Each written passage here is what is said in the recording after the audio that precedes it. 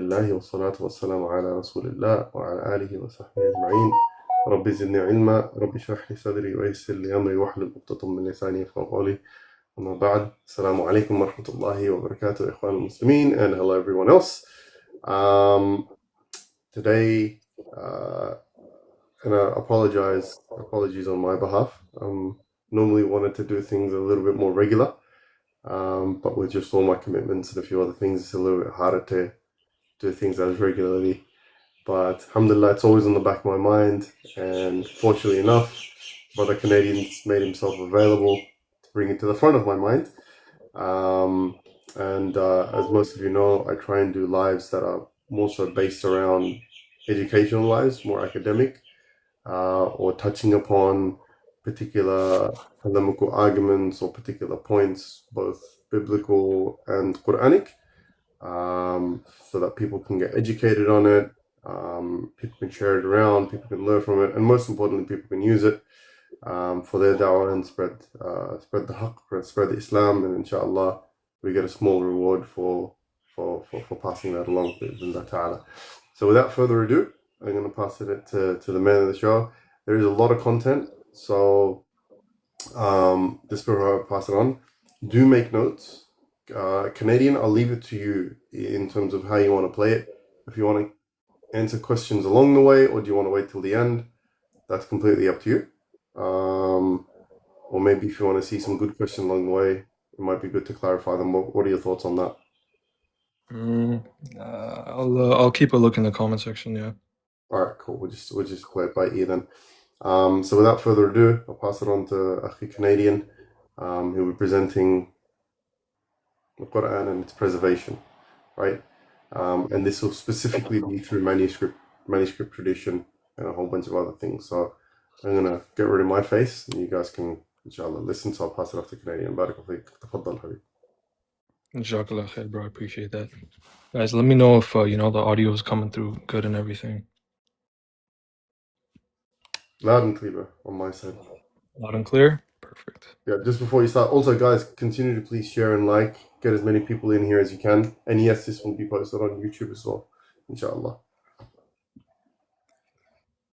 Assalamu alaikum wa rahmatullahi wa barakatuh to everybody, to my brother Ahmad. Thank you guys for joining.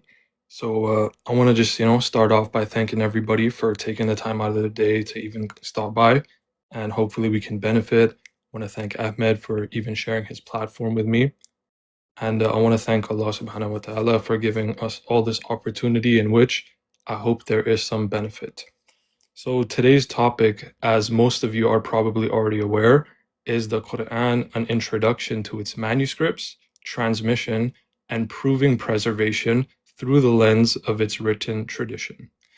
So I think a good place to start is to ask the question, why? Why are we covering this topic? Why did you take time out of your day to be here? What relevance does this have to us as Muslims? In fact, it's very simple. Allah has already told us in Surah Al-Hijr, so that's chapter 15, verse 9, "It is certainly we who have revealed the reminder, and it is certainly we who will preserve it." The source of the revelation has already promised us that it will be preserved. If we can't establish a preserved Quran, we have no reason to even pick it up. And so today's goal is very simple: to familiarize everyone here with commonly used terminology in this field, to extensively cover the wealth of material at hand, whether that be manuscripts, rock inscriptions, or coins, to observe the state of text in these manuscripts, to understand the text transmission, to look at how the opinion of experts in the field, to look at the opinion of experts in the field and what they believe or they have proven about the written transmission, to look at how the state of Quranic textual criticism has changed over the centuries and how certain positions have been left indefensible, to respond to some commonly parroted arguments against textual preservation, and ultimately to prove the preservation of the Quran through the available manuscripts. So a good place to start is with some definitions. What is the Quran? The Quran is the direct speech of Allah revealed to the Prophet Muhammad ﷺ through the angel Jibreel alayhi salam over the course of 23 years. The Qur'an was recited 2 times in completion to the Prophet by Jibreel alayhi salam in the year of his death. That's found in Bukhari 4998. The contents of that final recitation to the Prophet sallallahu alaihi wasallam is the definitive Qur'an. The Qur'an was transmitted through the centuries by the Hafiz, the memorizers, who would faithfully and accurately transmit the text from their teachers onto their own students. Though that is certainly the primary method of preservation, a secondary method exists in the form of written transmission. From the earliest times, the Quran was also written down in text form, firstly on palm stalks, thin white stones, and other materials. That's found in Bukhari 4986, and later on parchment, papyrus, and rocks. It was certainly written down during the life of the Prophet ﷺ. That's found in Bukhari 4989 and other references as well. The first compilation into a complete codex was completed under Abu Bakr radiallahu anh within 2 years of the passing of the Prophet ﷺ. This codex was passed down to Umar, then to his daughter Hafsa, and ultimately to Uthman radiallahu anhum. That's found in Bukhari 4986 as well. And Uthman, who made standardized copies from this codex and distributed them to the Muslim provinces. That's found in Bukhari 4987. The Quran's relation to today's presentation is very simple. We will be examining its earliest copies in some level of detail and examining its preservation through the lens of these copies. You know, people who've been around the app and in these interfaith dialogues, you've all heard the word manuscript many times, and you know what it means, but let's actually just define the term for some clarity. A manuscript is any text that is written by hand rather than printed by mechanical means. The word manuscript literally comes from the words manus, which means hand, and scriptus, which means written or to write. And in relation to today's presentation, we will be discussing the earliest handwritten copies or manuscripts of the Quran. What is a script? A script is the particular handwriting style that early Muslim scribes used when copying the Quran. Each script, like Hijazi, Kufi, and the early New Style forms, marks a different step in the development of Arabic writing. By looking at these styles, we can get a sense of when and where a manuscript was written, and we gain a clearer picture of how the physical appearance of the Quran took shape during its earliest centuries. Hijazi script is more slanted and loose, almost like a quick handwriting. The letters aren't perfectly even, and early manuscripts with this script usually don't have many decorative elements. And also, on a side note, all of the earliest manuscripts are written in the Hijazi script. The Kufic script, on the other hand, is more upright, bold, and geometric. The letters look carefully shaped and balanced, and over time it became more decorative with added embellishments. Here's another term that you probably heard of many times, but you might not know the definition of. What is paleography? Paleography is the study of historical handwriting based on the idea that letter shapes change over time. By looking at how letters are formed, their shape, their style, and the script they belong to, a paleographer can date manuscripts with a certain level of confidence and sometimes identify where they were made. Based on the changes in writing style over time, one can trace a manuscript back to a point in time where this certain style of writing was prevalent. In relation to today's presentation, it's pretty much that every single Quranic manuscript is dated by means of paleography, but also by other methods. And let's define another one of those methods, which you have probably also heard of as well, which is radiocarbon dating or C14 dating. So it's going to get a bit technical over here. I mean, you don't, it might be some big words here and there, but it's pretty simple overall. So radiocarbon dating, which was created by Libby and colleagues in 1949, is a key method for determining the age of organic archaeological materials, earning Libby the 1960 Nobel Prize. Carbon exists mainly as stable carbon-12 and carbon-13 with only trace amounts of radioactive carbon-14. Cosmic rays create carbon-14 in the upper atmosphere when neutrons strike nitrogen. This carbon-14 circulates through the biosphere, absorbed by plants and then animals, maintaining a steady ratio with carbon-12 while the organism lives. Because carbon-14 decays after death, measuring its decline allows scientists to estimate the age of organic remains. it provides a date range and a probability. For example, a date range of 30 years after the Hijrah to 80 years after the Hijrah with a 95% probability. That's a random date range you might find. You could find, 10 years before the Hijrah to 100 years after the Hijrah with a 90, 89% probability, whatever it is. This method of dating is regularly used on Quranic manuscripts, telling us when the animal whose skin is being written on died with a high probability. This method is often paired with paleographic analysis, which we just defined prior, codicological analysis, and other methods for a more secure dating. Its relation to today's presentation is that a large number of the early manuscripts have been dated using this method. So we're going to start off examining the materials here, but we're not going to start with the manuscripts themselves, as you may have been expecting, because there is other material that is very significant as well that isn't actually a manuscript or the type of manuscript that you're thinking of. So we're going to start with early rock inscriptions. Early rock inscriptions of the Quran play an important role in understanding the scripts used in the manuscripts and give us a dated timeline as well. The majority of them being the early rock inscriptions, include the name of the scribe and the exact year that they were written. This helps us to date certain scripts to exact points in time and compare the writing style of certain letters to that found in the manuscripts themselves, giving more secured paleographic datings. This is not my opinion, so I will just quote for you guys Haytham Sidki.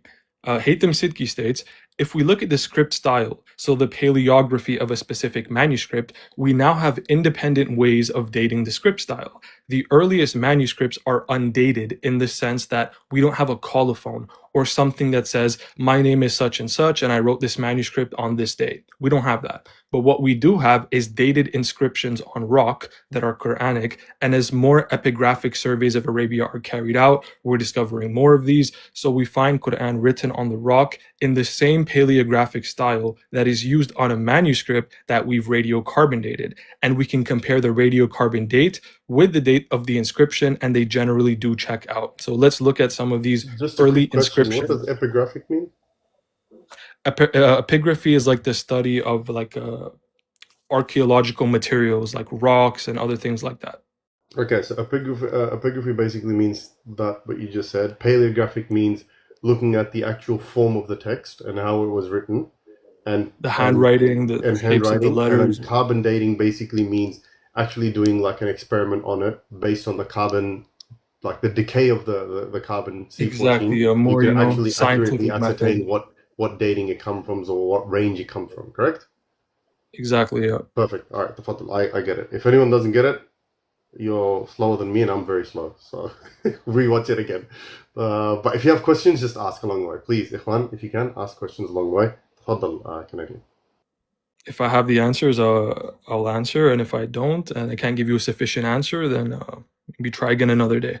So we're going to start with the inscriptions on the Dome of the Rock in Jerusalem. So these are inscriptions on the inner octagonal arcade of the masjid. They contain portions of chapter 33, chapter 4, chapter 19, chapter 3. The outer octagonal arcade contains portions of chapter 112, chapter 33, chapter 17, chapter 64. These inscriptions date to 72 AH. So I guess we should probably clarify datings and stuff. So AH is just after the Hijra, which was in 622. And when we say like this is from the first century, we mean within a century of the migration or the Hijra. So when we say first century, you don't think like, 50 AD or whatever. That's just to clarify that, because you'll be hearing these terms a lot. So it's better to understand them now. So these inscriptions date to 72 AH, or 72 years after the Hijra, and are written in a monumental Kufic script. You can read about these inscriptions in Kessler's Abd al-Malik's inscription in the Dome of the Rock, and also in in Nusayba and Grabar's The Dome of the Rock. Then there's the copper plaque inscriptions at the Dome of the Rock in Jerusalem, which are again from 72 AH, and these are inscriptions at the eastern entrance and northern portal of the Dome of the Rock. They contain portions of chapters 2, 6, 112, 3, 7. They were written again in a monumental Kufic script in 72 AH. You can read about these inscriptions further in Matériaux pour un corpus inscriptionum Arabicarum 1920, Then we have the actual rock inscription. So we have the Aqaba inscription from the time of Abd al-Malik in 73 AH. It's an early rock inscription written by Yahya bin al-Hakam in 73 AH, and it contains wordings found in chapter 1, chapter 37, chapter 6, and chapter 48. The script is Kufic, and it is discussed further in M. Sharon's, an Arabic inscription from the time of the Caliph Abd al-Malik. So it's an actual rock that the Quran has been written on, and we know who wrote it and what time they wrote it as well. There's an Arabic inscription from Cyprus dating to 29 AH. It's a very early rock inscription containing chapter 112. And at the end of the inscription of the Quranic text, we read, "This is the grave of Urwa ibn Thabit. He died in the month of Ramadan, 29 after Hijrah." This inscription was discussed at length by Amikam Elad, who has shown using historical sources that it is a genuine inscription. And you can read about that in Community of Believers of Holy Men and Saints, or Community of Muslims, The Rise and Development of Early Muslim Historiography, pages 281 to 287. There's a rock inscription from Mecca containing Quran chapter 38, verse 26. It dates to 80 AH. It was written by Uthman bin Wahran, again in 80 AH. It contains all of chapter 38, verse 26, written in a Kufic script. And after the transcription of the text, it contains the line, "And this was inscribed by Uthman bin Wahran in the year 80. And Uthman bin Wahran also left two other inscriptions containing Quranic materials bearing the same date, which will also be discussed later on. This inscription is detailed in Naqshani Jaddidani min Makkah, volume 53, pages 350 and 351. Then we have a rock inscription from Mecca containing chapter 56, verses 28 to 40. And again, it was written by Uthman bin Warhan in 80 AH. The size is approximately 100 centimeters by 110 centimeters, and it is written in Kufic script. So this inscription contains all of chapter 56, verses 28 to 40. The dating of this inscription is based on the fact that Uthman bin Wahran also left two inscriptions close by where he dated them to 80 AH, and the book that discusses this is Kitabat Islamiyya min Mecca, pages 164 to 165. We have a rock inscription from Mecca containing chapter 4, verse 87, dated to 80 AH, is written again by the same person, and it contains the entire verse in a Kufic script. And you can find that again in Naqshani Jaddidani min Mecca, volume 53, pages 348, 349. We have a rock inscription from Mecca dated to 84 AH. It's an early inscription done by Abdullah bin Amara in the year 84. The inscription contains eclectic blend of words and phrases taken from different verses, like chapter 4, verse 1, chapter 2, 21, and chapter 2, verse 189. At the end of the inscription, it states this was written by Abdullah bin Amara in the year 84. The script is Kufic script. We have a rock inscription from Mecca containing chapter 20, verse 130, written in the year 84 AH, so 84 years after the migration, and it's done by Hakim ibn Amara, and this inscription contains chapter 20, verse 130. It measures 62 centimeters by 98 centimeters, written in the Kufic script, and this is discussed in Kitabat Islamiyya min Mecca, pages 55 and 57.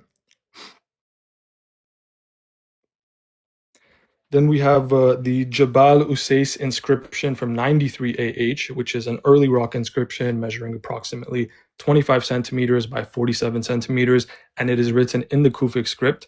The inscription contains the first line of chapter 2, verse 255. After the Quranic inscription, it states, "And this was inscribed by Ali ibn Abdullah in Shawwal in the year 93. So they're actually telling us their names when they wrote it down. So this is, these are actually important and significant, as Haytham Sidki states, because we can trace the script, the style of the certain letters, and they're actually on dated materials. We know who wrote them, when they wrote them, and they actually contain substantial amounts of text. So there's another one. It's a rock inscription from Mecca dated to 98 AH. Is this like It's an one of early them? inscription. Yeah, this is probably one of them that looks familiar. Yeah. Okay, So as so you guys that's can see, it's literally as if you were writing on paper, except they wrote them on rocks, and they actually tell you their names again and when they are writing. yeah, very So yeah, complete. we have the rock inscription from Mecca dated to 98 AH. It measures 44 centimeters by 130 centimeters, and it's written in the Kufic script.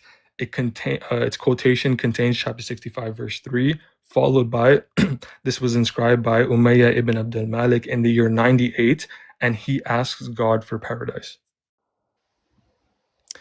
And then we have the inscription near Taif containing Quranic verse, chapter 33, verse 56. It's an early inscription written in Kufic script, and following the verse itself, it's written and wrote it Abdullah bin Tamin, Muhammad bin Mihran.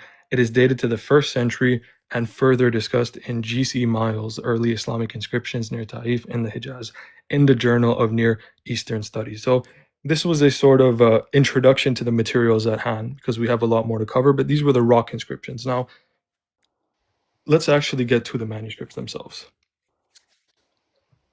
I didn't realize there were that many rock inscriptions, man. I knew there were a few, but I never realized there were that many at the very least. Yeah, and they actually have a decent amount of text as well. Like I know one of them has like legit 12 verses. It's awesome, bro. SubhanAllah. So let's start with the manuscript. So we're gonna start off with BNF Arabe 328A, or more commonly known as Codex Parisino Petropolitanus. This is an early manuscript which contains roughly 45% of the text on 98 folios, the majority of which are held in Paris, and the remaining folios distributed between Russia, the Vatican, and London.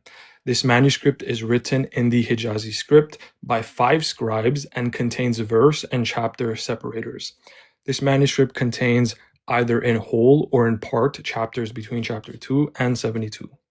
This manuscript was studied extensively by many scholars, of whom almost all date it to the 1st century. Some names include Desroches, Noseda, Fedeli, Van Putten, Sidki, and Dutton. Dr. Yassin Dutton is the Azman Hashim Senior Research Fellow at the السلام Oxford عليكم Center. ورحمة الله وبركاته. Walaikum salam wa rahmatullah. Sorry, good logic. Sorry, I might have accidentally invited you, Habib. Lecture السلام happening. عليكم. Walaikum salam. You're doing a good job يا إخوان. جزاكم الله جزاكم خيرا. الله خير. جزاكم الله خير. السلام عليكم ورحمة الله. Sorry, bro, go ahead. No, you're good. Yeah, so again, the people who dated it to the 1st century, remember this is 45% complete in text. So it's not like a little P52 fragment with a couple lines. No, it's about 45% of the entire text. Dated to the 1st century by Desroches, Noseda, Fedeli, Van Putten, Sidki, and Dutton. Dr. Yassin Dutton is the Azman Hashim Senior Research Fellow at the Oxford Center for Islamic Studies, and he also completed his PhD at Oxford University. In his article, An Early Mushaf According to the Reading of Ibn Ahmad, on page 84, he makes an argument for the dating of this manuscript to be pushed back to the early or middle 1st century. Marijn van Putten also includes this manuscript in his list of 9 that could potentially be the oldest that we have, and he says with certainty that Codex Parisino is among the very oldest of the surviving manuscripts. And as for the state, so generally they would date it to the 1st century, but you have people like Yassin Dutton from Oxford, where he actually makes the argument that, hey, this could even be dated to the early or the middle of the 1st century.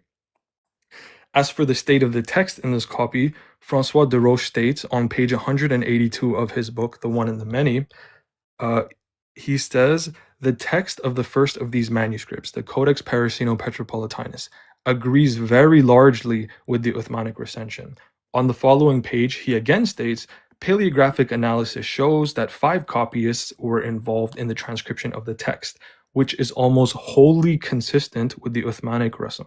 So 45% complete, very early, according to Dutton, possibly early or middle of the 1st century, and it matches the Uthmanic rasm. So that's one. Sorry, let me just get my notes here. While we get that, continue to tap and share the live, guys. Barakallah feekum. Mashallah, already 187 shares. Jazakumullah khair. Whenever you're ready, Canadian. This is the copy that I found online. Yes, that is Codex Parisino Petropolitanus. So the next copy we can look at is Codex BL or 2165 or British Library 2165. It's an early manuscript which contains about 57% of the text across 128 folios. So again, last time it was 45%, this time it's 57%. These are not small little fragments or a page here or a couple verses. No, 57% of the entire text across 128 folios. A folio is essentially a page.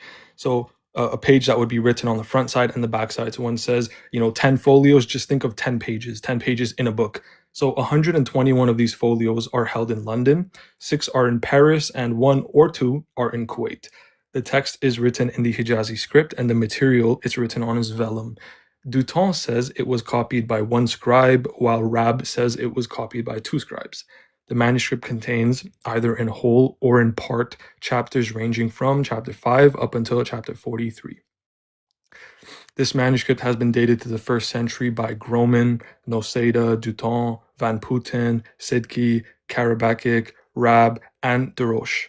On page 65 of Duton's article, some notes on the British Library's oldest Qur'an manuscript, BL-OR 2165, which is found in the Journal of Quranic Studies, volume 6, pages 43 to 71. He says, since they also presumably postdate Uthman's promulgation of a standard text in around the year 30 AH, the wording of both manuscripts is clearly the same as that of the standard Quranic text of later times. He says, one could further say that these manuscripts presumably date from somewhere within the period of 30 to 85 AH, with the latter end of this timescale being the safer, but not necessarily the more correct guess.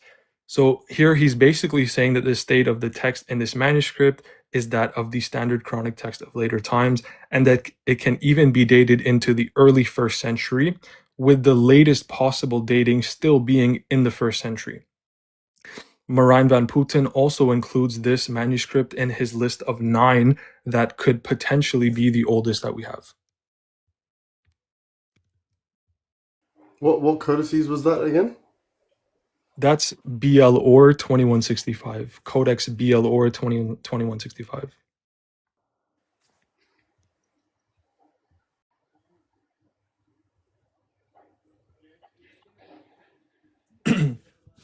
Then we have Codex Arabe 331. It's an early manuscript containing almost 40% of the Quran across 84 folios, distributed between Paris, Russia, and the Netherlands. The codex was written by a single scribe, and some 200 years ago, the codex was still more or less intact and kept in the Amr bin al-As mosque in Fustat in Old Cairo. From there, parts of it found their way to Leiden, to Paris, and into St. Petersburg. This manuscript contains, either in whole or in part, chapters between chapter 2 and 100. The script is a Hijazi or Hijazi-like B1A, according to the classification of François de Roche. The script is upright, though slightly tilted to the right, and is penned in a brownish ink.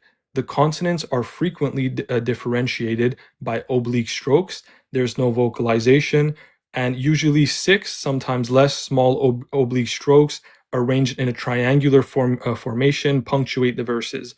Every 10th verse is indicated by alphabetic numerals, usually enclosed in a black hollow circle. So they divide the manuscript in verses, in 10 verses, and in chapters. So there's already, it's not like the text just goes on and on and on. The scribe is basically telling you that this is where this verse ends, this is where the 10th verse ends, this is where the chapter ends, and then some of them have it for 200 verses as well. Every 200 verses they'll use a special marking. The beginning and the end of the chapters are characterized by an extra blank line that has been added with the absence of any ornamentation. This manuscript has been dated to the 1st century through both paleographical and carbon-14 dating, and it's been dated to the 1st century by Abdullah al-Khatib, Michael Marks, Marijn van Putten, Noseda, Whitcomb, and others.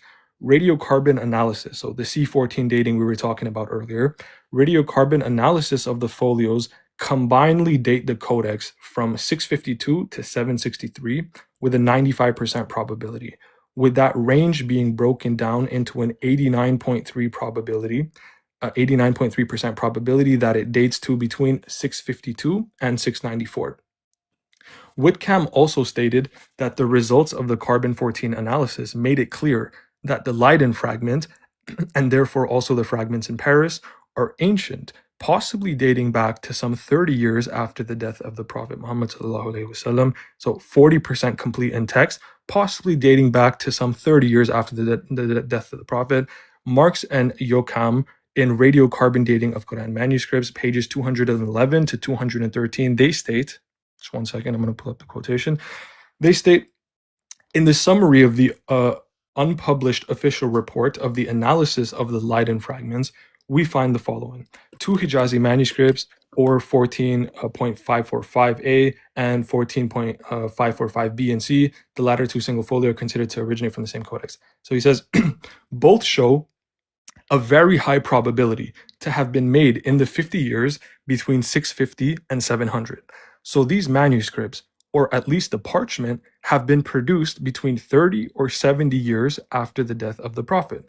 So 40% complete. Whitcomb says that it can date to within 30 years of the death of the Prophet ﷺ. Marx and Yokam affirm this, and they say it's between 30 or 70 years after the death of the Prophet.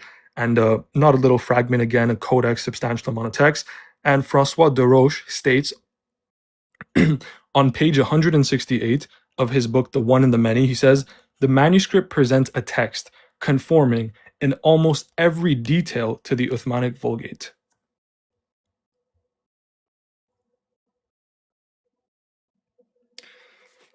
And then we have Codex Qaf 47, which is an early manuscript of the Quran, which contains roughly 16% of the text on 38 parchment folios.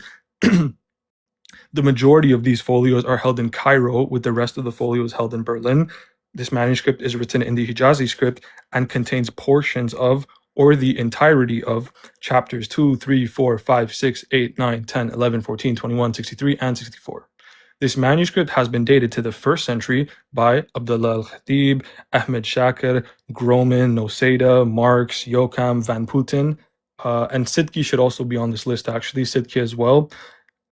Recent advancements in radiocarbon analysis. So again, the radiocarbon dating we were talking about earlier. Recent advancements in radiocarbon analysis have confirmed this early dating. 2 samples extracted from a full MS or FOL 4313, the affiliated fragment in the Berlin collection, underwent radiocarbon testing as part of the Corpus Chronicum project.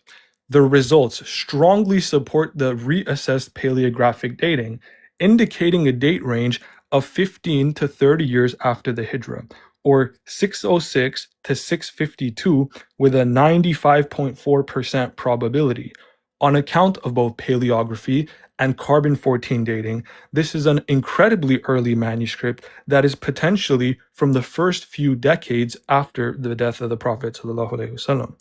This manuscript also lacks surah titles and verse counts, makes use of the abjad system, which assigns numerical values to letters, has irregular dotting of consonants, and exhibits several orthographic features that prove an early dating. On account of all of these features, the paleographic analysis, the carbon-14 dating results, this is surely one of the most ancient Quranic manuscripts, and as Van Putten says, has a case to be counted as potentially the earliest. The Mus'haf adheres to the standard Uthmanic Rasam and does not contain any missing or any additional verses, further proving the stability of the manuscript tradition from the earliest of times. Then we have Codex Mashhad, which is an early manuscript that contains over 95% of the Quran written on 95% of the Quran written on 251 parchment folios, held in the Astan Quds library in Mashhad, Iran. This manuscript is written in the Hijazi or Hijazi-like B1A script, according to the classification of de Roche. This manuscript contains in whole or in parts chapters from chapter 1 to 114. Again, 95% complete. It has been dated to the 1st century by M. Karimi Nia, Princeton's Cook, Van Putten, Sidki, and others, with de Roche also stating it is from a very early date in his paper titled On Codex Mashhad. An early dating is further supported by the Hijazi or Hijazi-like script, the Scripto Defectiva, the archaic verse numbering system, the archaic chapter arrangement, and other orthographic peculiarities unique to the 1st century. The script in this codex shows many similarities to other 1st century manuscripts like Codex MAV1 165, Codex Arabe 331, Codex Wettstein 1913, further backing the 1st century dating provided. 2 folios of Codex Mashhad have been subject to radiocarbon dating at 3 different laboratories.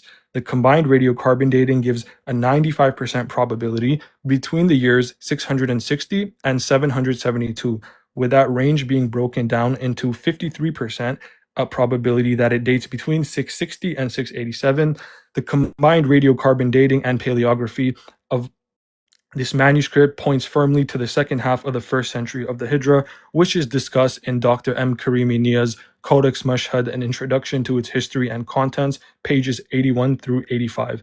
The importance of this early codex is significant, giving us a near complete manuscript, 95% complete, from the 1st Islamic century, aligning with the standard Uthmanic text, helping to further prove the stability of the Quran from the earliest of times. And Princeton's Professor Cook states the text is largely identical with the form of the standard text that our sources associate with Medina.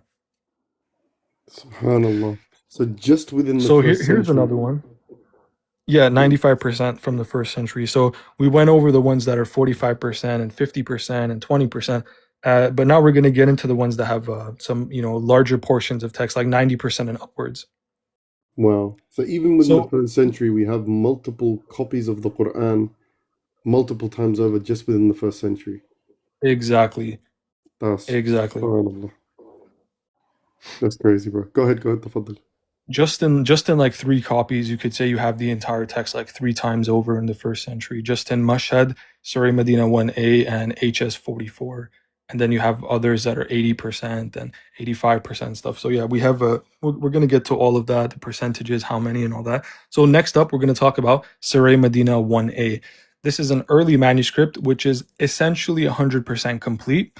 Portions of a couple of verses are missing, but over 99% of it is intact, and every single verse is accounted for. So it's essentially 100% complete, that except the final folio, parts of it have been damaged. But even in the final folio, portions of every single verse are accounted for, but it's only the final chapter that is damaged. Everything else is in pristine condition, and it's over 99% complete. And the dating is what gets really interesting with this one, because this is basically 100% complete. Let's see where it dates to. So it's written on 391 folios. Again, folios are basically pages. So you would just say 391 pages in a hybrid Hijazi Kufic script by between 4 and 6 scribes. So about 4 to 6 scribes helped to actually pen this manuscript. It's held in the Topkapi Museum in Turkey. This manuscript has been dated to the 1st century by the likes of Groman, Michael Marks, Marijn van Putten, and Haytham Sidki. He dates it into the 1st century. The script closely parallels that found in early manuscripts such as Marcel 11, 13, and 15, Arabe 330c, which make up the Umayyad Codex of Fustat, as well as SE 321, which helps to argue for an early dating. So Marijn van Putten actually says that this is very likely a 1st century manuscript. He says it multiple times, actually, that he believes this is a manuscript from the 1st century. Groman says the same thing. Michael Marks says the same thing. Haytham Sidki dates it to the 1st century, at the latest, the early 2nd century. And it's essentially 100% complete. I mean, every single verse is accounted for. It's only the final chapter in the final folio, pretty much, that's a bit damaged, but has over 99% of the entire text from the 1st century. Subhanallah. This one is interesting. This is the Mingana palimpsest. So it's an early manuscript that contains parts of chapters 7, 9, 11, 13, 14, 15, 16, 17, 24, 28, 29, 40, 41, 44, and 45, written on around 30 folios. The manuscript is a palimpsest, meaning there are 2 layers of writing. So you have the lower text and the upper text. So essentially, there would have been a layer of text written first, which would have been washed over, and then a second layer of text would have been written over the lower layer of text. So the upper text, meaning the second layer of text in this manuscript, contains homilies of church fathers. The lower text contains the Proto-Evangelium Jacobi and Transitus Mariae, along with the Quranic material. The Quranic material has been dated to the 1st century by Noseda, Smith-Lewis, Alain George, and others. Due to the unique orthography of certain words, Agnes Smith-Lewis, she dated the material, the Quranic material, the manuscript, from the time before Uthman, and this is in Leaves from Three Ancient Qurans, possibly pre-Uthmanic, with a list of their variants, page number 7. That's interesting. So So a more basically, recent study. Yeah, sorry, go go ahead. ahead. Go ahead. So basically, the actual leaves themselves, the dating of those comes from before the Prophet sallallahu alaihi wasallam's time, and it was obviously written very early on. No, so it would have been first written, according to Smith Lewis. Uh, she believes like it would have first been written before Uthman, and then as time went on, eventually it was washed over.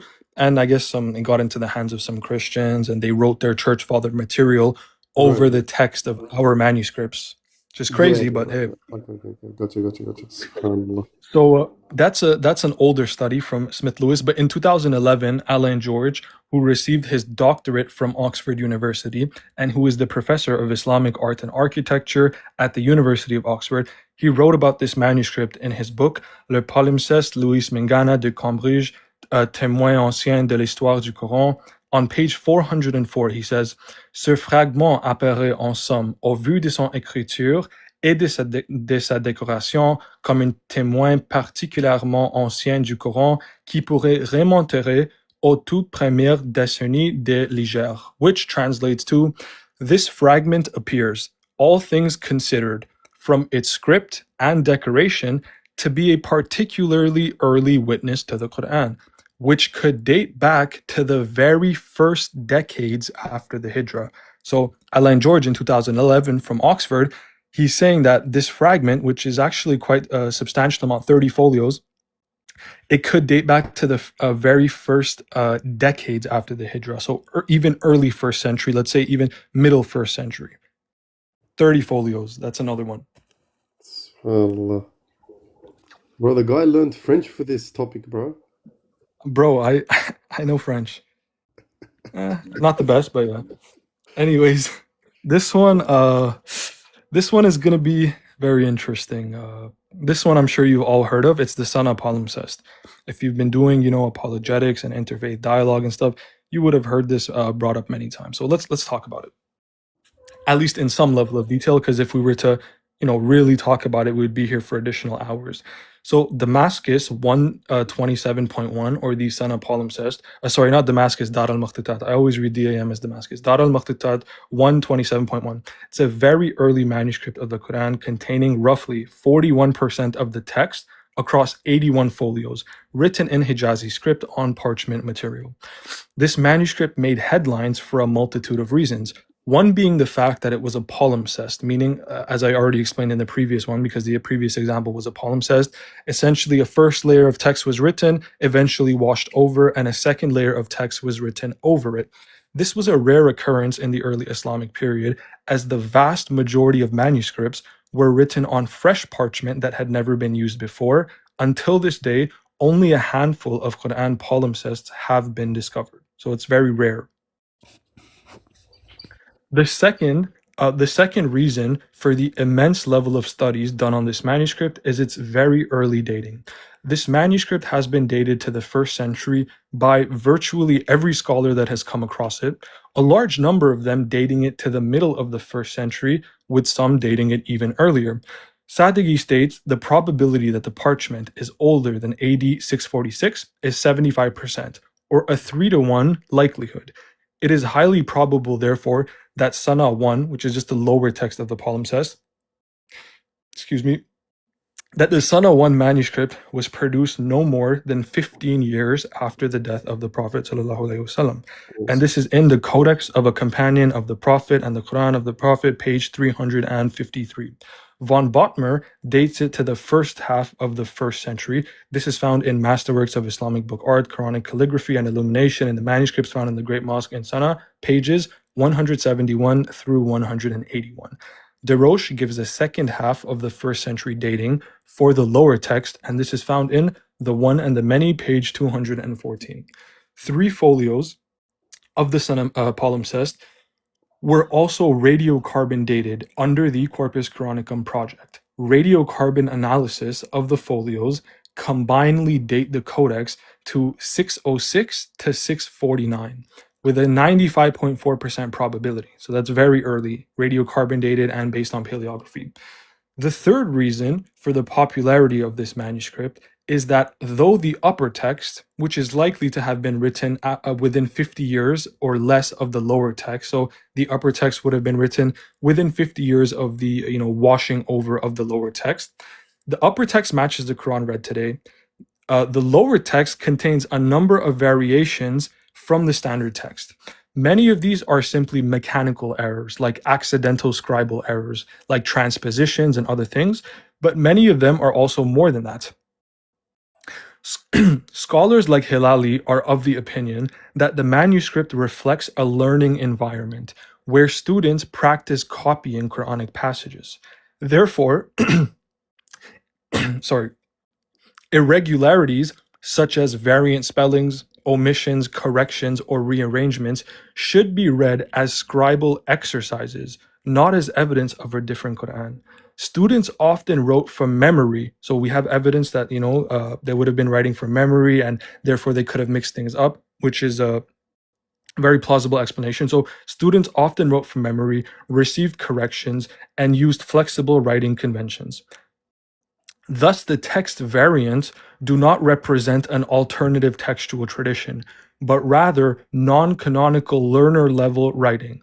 Without going into too much detail on this today, as a proper in-depth discussion doing justice to all of the data regarding the origins of the palimpsest would take hours by itself, and is indeed something that should be given its own presentation in the future.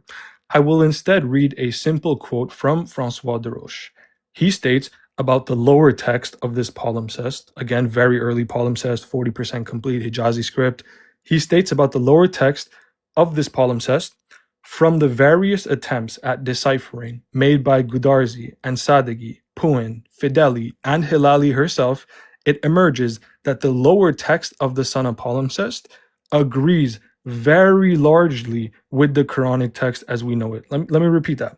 It emerges that the lower text of the Sana palimpsest agrees very largely with the Quranic text as we know it. So yes, indeed, the quote-unquote strongest and most common argument made against the preservation of the Quran from the lens of manuscripts is a very early manuscript in which the text, according to Francois de Roche, agrees very largely with the Quranic text as we know it. That's the quote-unquote strongest argument. A very early manuscript which agrees very largely with what we know it, and the variation can simply be explained as it was being passed around in a learning environment, and it was like a student practicing with the script and writing from memory, which could lead to errors and transpositions, mechanical errors. So this is not some secret, hidden, alternative text that was being circulated, and oh my goodness, we found a different version of the Quran. That's what they say, that's what they bring. This, if you just read Hilali's work, and she talks about this, and even if we grant that, I mean, according to De Roche, he says it agrees very largely with the text as we know it today. So that's the strongest argument, guys. A manuscript that's text agrees very largely with what we know it as today. There you go. Amongst all of the other manuscripts that you have that all align and go back Of to course, the yeah. manuscripts. Don't worry, man. We're just getting started, bro. We're going to talk about variants and what's similar and what's different. We're going to talk about all that. So another manuscript is A Perg 2, which is an early Quranic fragment that contains 17 verses of chapter 28,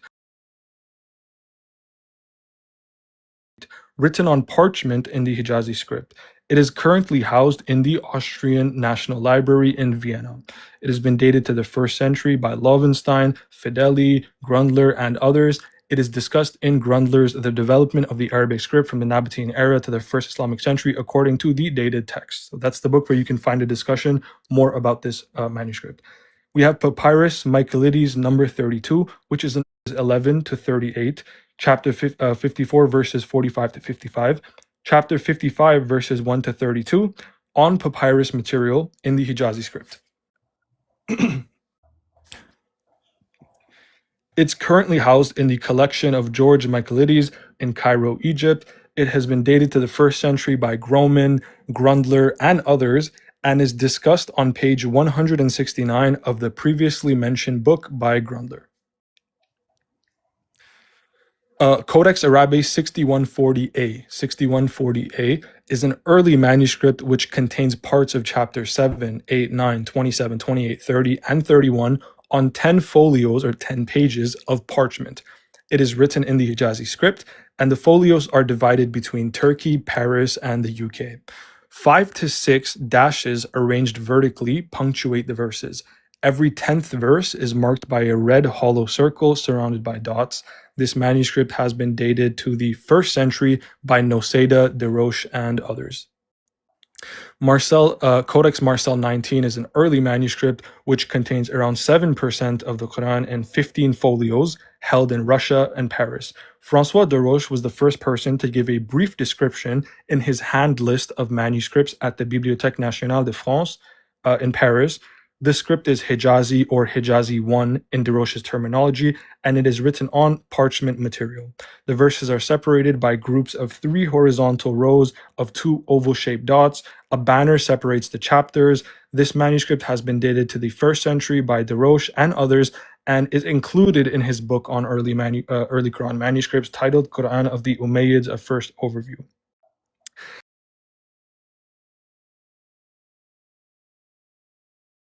Talk about another one from the Sana collection. This 25.1. It's an early manuscript of the Quran containing 30 folios and portions of chapters 1, 2, 7, 8, 10, 11, 17, 18, 19, 20, 24, 26, 33, 39, 41, and 46. The script is Hijazi and the material is parchment. It has been dated to the 1st century by Noseda, Fideli, Desroches, Marx, Yokam, and others. On page 150 of Haytham Sidki's paper on the regionality of Quranic codices, he dates this manuscript to the 1st century. In the book Masahif Sana 1985, Dar al-Athar al-Islamiyya, Kuwait, pages 60 to 61, the manuscript is given a 1st century dating. This manuscript was radiocarbon dated at the Centre de Datation par le Radiocarbone de Lyon to between 543 and 643, with a 95% probability, proving a 1st century dating, especially when combined with paleographic assessment, with a first half of the 1st century dating still being very plausible, because the radiocarbon dating gives us the latest dating of 643 with a 95% probability. So this is very likely from the first half of the 1st century, not a fragment, not a P52, not a this, not a that. It's 30 folios, very likely from the first half of the 1st century, and it has indeed been radiocarbon dated, paleographically dated. Yeah, Ahmed has it on the screen right now. You guys look at that. This is what a first half of the 1st century manuscript looks like. W brother Ali, bro. Keep sending the two. Oh, you said This one. W brother Ali, man. So next up we have Damascus, I keep saying Damascus because the Dar al-Makhtutat 129.1. It's an early manuscript containing 35 folios of text, ranging from chapters 2 to chapters 89, for a total of roughly 22% of the Quran.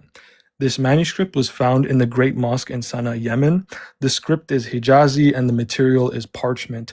This codex was written by at least 2 different copyists, as the scripts differ in various folios. There are single verse markers that are patterns of between 3 and 8 dots arranged vertically at the end of verses.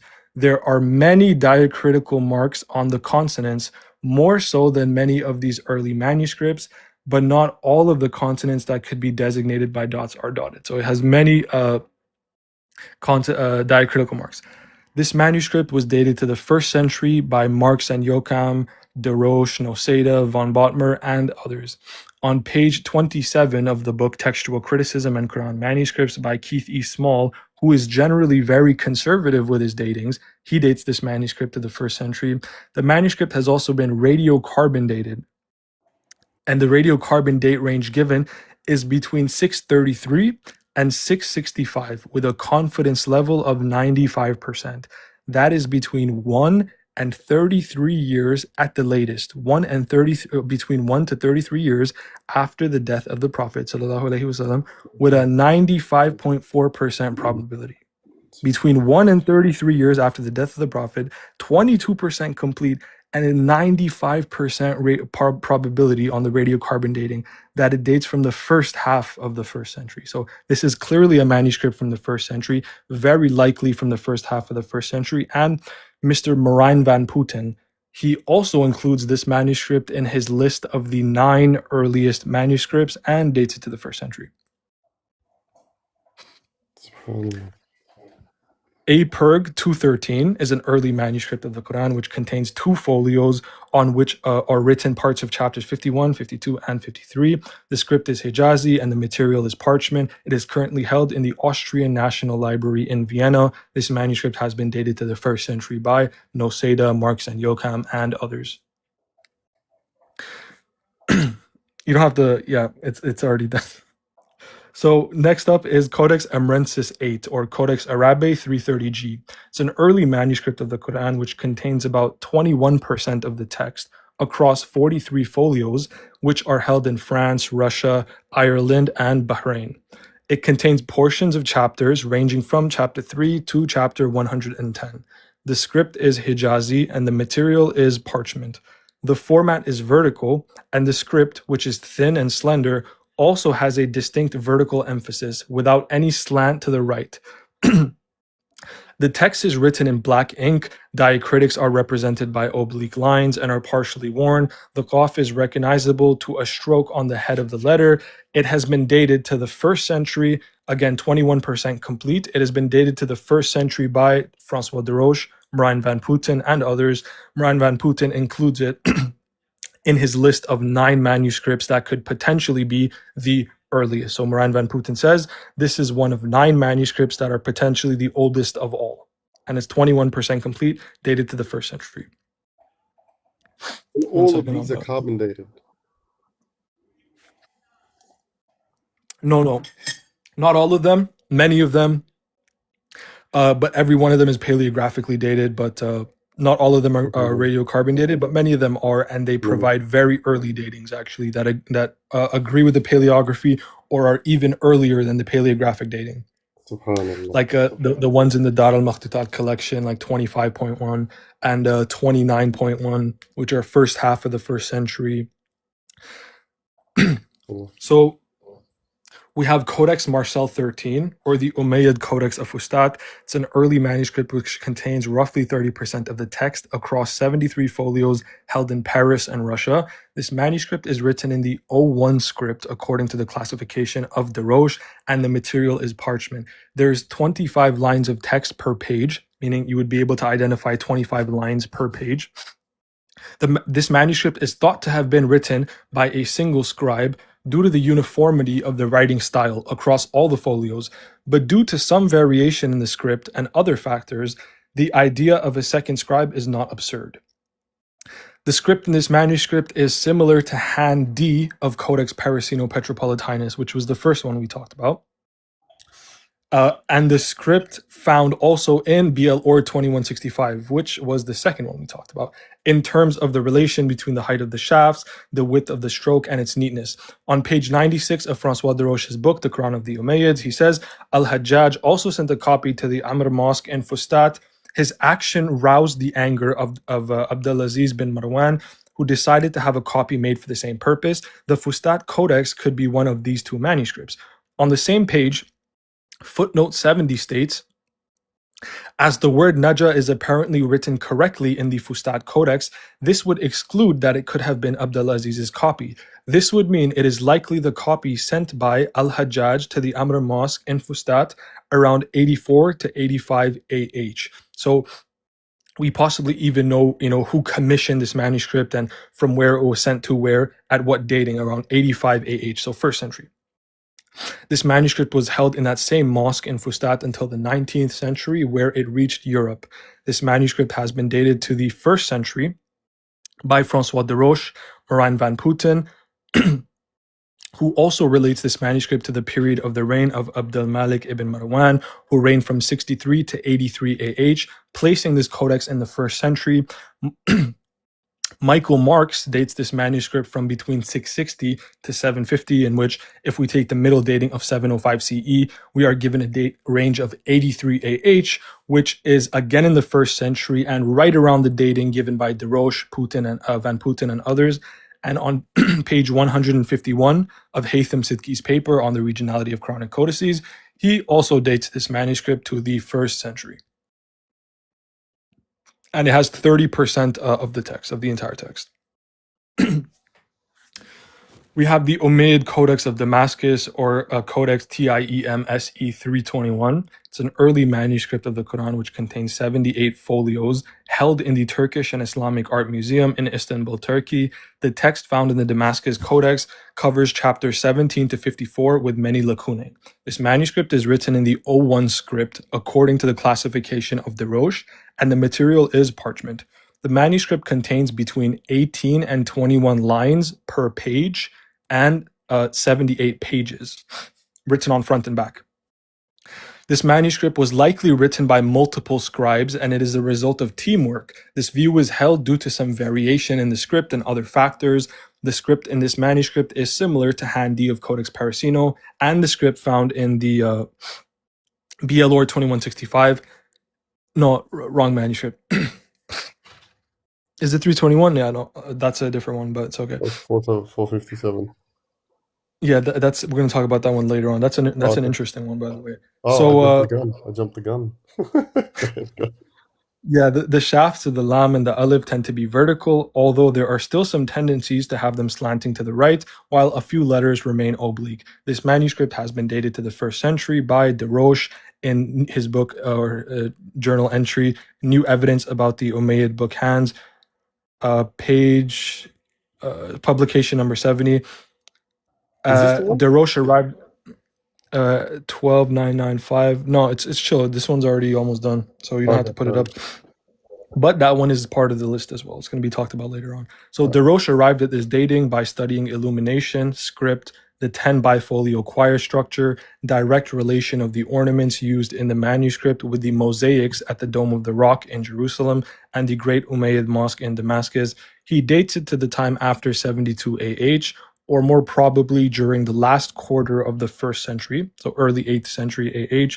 Yassin Duton dates it to the Umayyad period of 661 to 750, and if we take the middle dating of 706 CE, we are given another dating to the last quarter of the 1st century, which is in line with Desroches' dating. So another manuscript from the 1st century that has about 80 pages. This one is really interesting. So this is Codex Marcel 17. But it's Codex Marcel 17, but it's comprised also of Mingana 1572b and MS 67 2007. So it's an early manuscript of the Quran which contains roughly 15% of the text across 28 folios. These 28 folios are distributed between Russia, Birmingham, and Doha. The manuscript is written in the Hijazi script on parchment material with brown ink. The manuscript contains portions or the entirety of chapters 2, 3, 4, 5, and 6. According to Alba Fideli on page 61 of her thesis, she says the first layer of the stratified MSPEB, which is pretty much the manuscript we're referring to, is the work realized by 4 scribes. So she believes 4 scribes partook in the transcription, in the copying of this manuscript. The number of lines per page ranges from 21 to 33. Chapter titles are written in red ink. Verse markers for individual verses are a combination of 3, 4, or 6 diagonal dashes. Groups of 5 verses are circles drawn in red ink surrounding the individual verse markers. This manuscript has been dated to the 1st century by many, including Desroches, Marx, Pelosin, Sidki, Van Putten, and others. On page 226 of the book, The One and the Many by François Desroches, he says that this manuscript, Marcel 17, is contemporary to the lower text of the Son of Palimpsest. So Desroches says this manuscript, Marcel 17, is contemporary or from the same time period as the lower text of the Son of Palimpsest, which he dates to the 1st century. So he dates this to the 1st century as well. Michael Marks gives it a date range between 38 and 78 AH. So from the first half of the first century, and the latest dating being, pretty much just the second half of the first century. So with the earliest and latest dating given, both being in the first century, that's Michael Marks. Pelosin gives it a date of production before 700 CE. So Pelosin believes it would have been produced before 700 CE. So that's again first century. On page 149 of Haytham Sidki's paper on the regionality of Quranic codices, he dates this manuscript to the first century. Marijn van Putten also dates this manuscript to the first century, and he includes it in his list of 9 manuscripts that are potentially the oldest of all. This is wild, Codex man. Marcel 18. Sorry, what? This is wild. MashaAllah, tabarakallah. There's so Yeah. much just in the first century, bro. So much We're in just the getting first century. started, bro. And wa alaikum salam wa rahmatullahi wa barakatuh to all the people that came in. Apologies if I haven't said salam.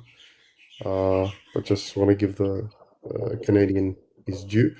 But yeah, continue to tap, share the live, comment, and do whatever you got to do. But yeah, go ahead, تفضل Canadian. No, you're good, bro. I'm just drinking my tea. So next we're going to talk about Marcel 18.2 and Arabe 328D. So these are originally from the same codex. It's an early manuscript which contains roughly 10% of the text on 23 folios of parchment material. 20 of these folios are held in Russia, with 3 being held in Paris. This manuscript contains portions of or the entirety of chapters ranging from chapter 25 to chapter 43. On page 57 of Darosh's book, Qur'ans of the Umayyads, a Quran of the Umayyads, he says about the script in this manuscript, the script is particular. This script in particular distinguishes itself from that of the manuscript seen so far. The aleph bending to the right has a far more conspicuous lower hook, although its size varies notably. In the typology of the early Quranic manuscripts, it can be defined as B1A. There are 23 to 26 lines per page. The divisions into verses are usually marked out by triangular clusters of 6 dots, and the groups of 10 by a circular device in red surrounded by dots. The latter seems to have been added. At the end of the chapters, the verse end mark is expanded into a larger triangular cluster with 7 dots on each side. And this manuscript has been dated by Darosh and others to the Umayyad period, which is 661 to 750. So very possibly within the first century. This manuscript is the one I'm about to talk about right now. It's very unheard of. I can probably estimate that 99% of you in this live haven't ever heard of this manuscript, but you've all heard of the Birmingham manuscript, right? Because of the early dating. But this one's really interesting and incredibly early, and nobody knows about it. So let's talk about it. This is Codex IS 1615I. It's an early manuscript of the Quran containing 47 vellum folios, so 47 pages or folios. According to Sidki, the script is unclassified. There are 17 to 26 lines per folio. The verses are occasionally indicated by 4 dots. A few dots and angled dashes indicating diacritical marks and consonants are used. Folios of this codex are spread in the Chester Beatty Library in Dublin, the Museum of Islamic Art in Doha, and in a private collection in Texas. The text covers chapter 28 verse 6 to chapter 48 verse 24 and chapter 85 verse 3 to chapter 110. Fragments from 5 folios of this codex have been radiocarbon dated by ETH Zurich under the Corpus Chronicum project. So it's been radiocarbon dated. And this is basically, it's like 50 pages. Okay, that's what we're dealing with. Not a little fragment. Can you give that reference again? A few people are asking. Yeah, so it's Codex IS 1615I. So IS 1615I. So it's been radiocarbon dated. 5 of the fragments from 5 folios. The combined results give the date of 591 to 643. 591 to 643. Remember, the Hijra is in 622. So this can be dated very early in the first century. This can be early first century, middle first century. So See, nobody has heard of these manuscripts. You hear of the ones like the Birmingham and the Son of Palms. This is 50 pages that can be reasonably dated to the first half of the first century, and nobody has ever talked about it. I've never seen one person mention this manuscript. That's very interesting. So the carbon dating results prove a first century dating and very likely a first half of the first century dating for this manuscript.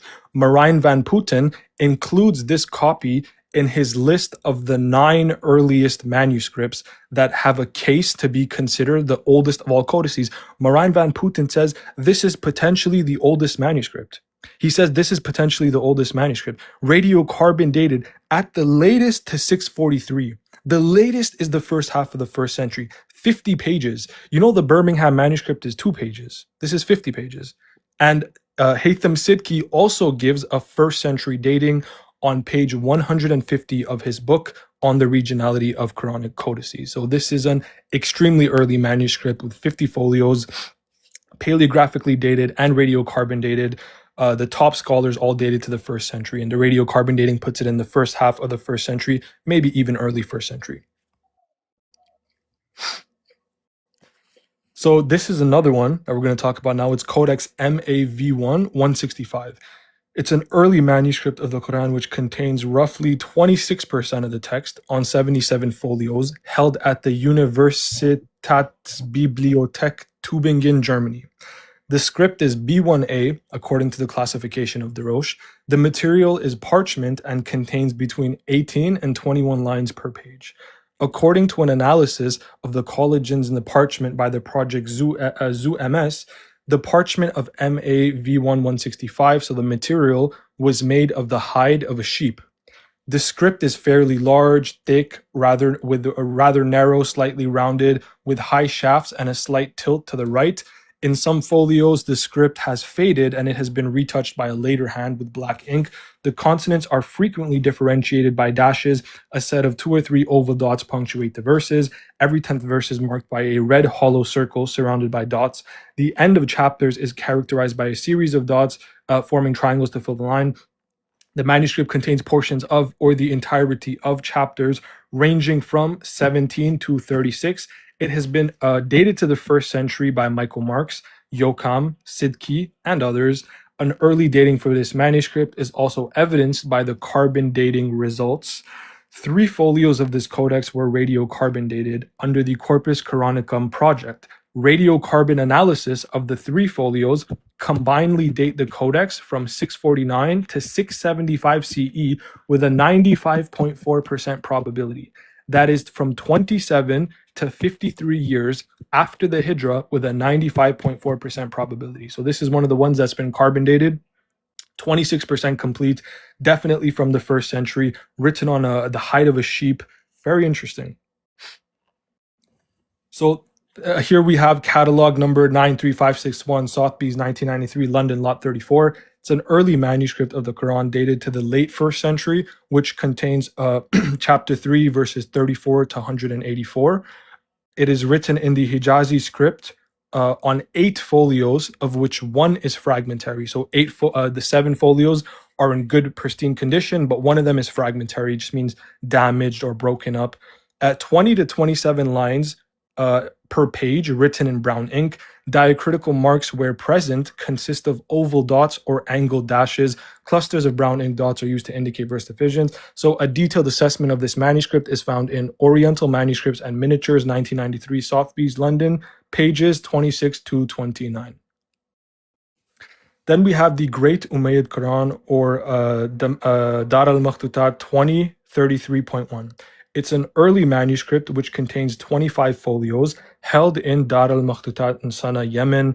The manuscript was likely copied by one scribe, and the script is Kufic. This codex was once complete, as we have both folios from chapter 1 and chapter 114. So this was originally a complete codex. We have the the beginning and the ending of it, but the middle portions have been damaged so that we're only left with 25 pages, but it was certainly a complete codex from the first century. So on page 5 of, I'm going to try and read this book name. It's a long book name and it's in German, but I'm still going to just try and read it. On page 5 of Hans Caspar Graf von Bothmers, Architektur Bilder im Koran, einbrachten Schrift der Umayyadenzeit aus dem Jemen, Pantheon, International, Jahre Schrift für Kunst, 1987, page 5, von Bottmer says, even without invoking art historical arguments in the strict sense, numerous features indicate a very early origin for this manuscript, The material, which is parchment, the size of the leaves and their slightly vertical format, the proportions of page to text block, the script, a lapidary ductus traditionally subsumed under the term Kufic, and akin in its form to the gold mosaic inscriptions of the Dome of the Rock in Jerusalem, the form and use of diacritical and vowel marks, the verse separators and their later reworking to accentuate groups of 5 and 10 verses, orthographic peculiarities, and finally, the fact that the original decoration did not include chapter headings. These were added later, though still at an early date, in gold script on colored chapter dividers. On page 16 of the same book, von Bottmer promotes Caliph al-Walid, who reigned from 705 to 715, as the likely patron, suggesting that he may have presented this magnificent manuscript to the mosque in Sana'a as a gift. That's on page 16 of the same book. Michael Marks and Yocham also date this manuscript into the 1st century. It was also dated to the 1st century by Yehuda, and the radiocarbon dating results are also 1st century with a date range of 657 to 690. So now we're going to talk about everyone's favorite manuscript, the Birmingham manuscript. But we're going to talk about some things you probably haven't heard about it. So most people assume it's 2 pages, but it's actually part of a bigger codex. There's some, pushback on this, but I know of many credible scholars who say that these, the Birmingham, the 2 folios are part of a bigger codex. And I mean, I've examined folios of both manuscripts, and I believe they're clearly from the same codex. So Mingana 1572a, that's the technical name for the Birmingham manuscript, the 2 folios, and Arabi 328c, more commonly known as the Birmingham manuscript, is an early manuscript of the Qur'an containing roughly 8% of the Qur'an on 18 folios, held in Birmingham and in Paris. This manuscript is written in the Hijazi script by one scribe. The material used is parchment and the ink used is brown. The consonants are occasionally differentiated by oblique dashes. Vocalization is absent. A group of usually 4 to 6 strokes denote the ending of verses.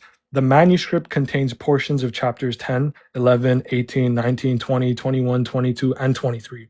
The University of Birmingham states, in 2013, Alba Fideli's detailed paleographical study of the manuscript identified the handwriting was Hijazi, and this led to the Cadbury Research Library reclassifying the manuscript as 7th century when it had previously been considered 8th to 9th century. So they originally thought this was much later, from the 8th or 9th century.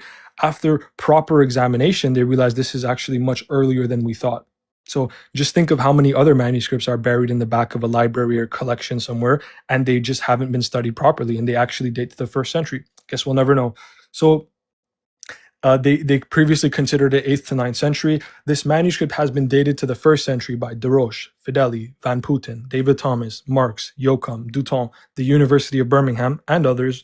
The manuscript has also been radiocarbon dated by Oxford's Research Laboratory for Archaeology and the History of Art. The results give a date ranging from 568 to 645 with a 95.4% probability. The combined paleographic assessment and the carbon-14 dating results point firmly to a date in the 1st century.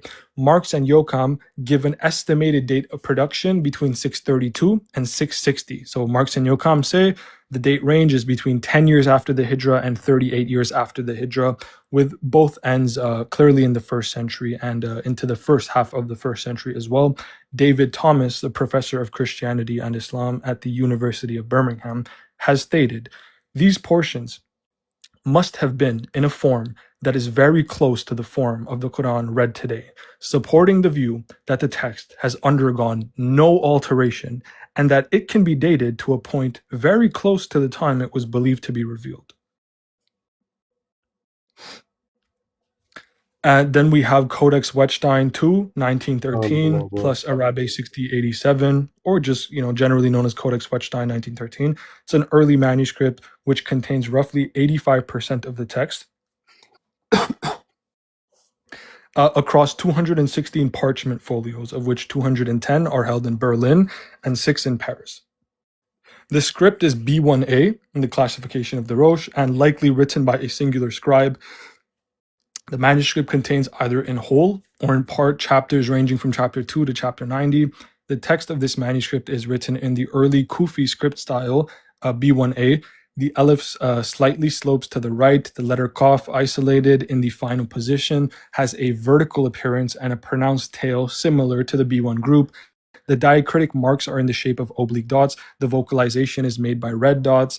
Oval dots arranged in 3 rows in the form of a triangle are used to punctuate the verses. Every 10th verse is marked by a red hollow circle surrounded by a black dot. The ink is brown-black and has faded in many folios of the manuscript. The manuscript has been dated to the 1st century by Francois de Roche, Michael Marks, Marijn van Putten, and others. On page 182 of de Roche's book, The One and the Many, he says, the oldest of them, no doubt, the Wettstein II 1913, at the Statis Bibliothek, must be dated to the beginning of the 8th century, putting it in the last quarter of the 1st century. So Mr. de Roche says this must be dated to the 1st century. Marijn van Putten repeatedly refers to it as a very early manuscript, and he points out some of its archaic features. Michael Marks gives a date range of 660 to 710, with both ends falling in the 1st century.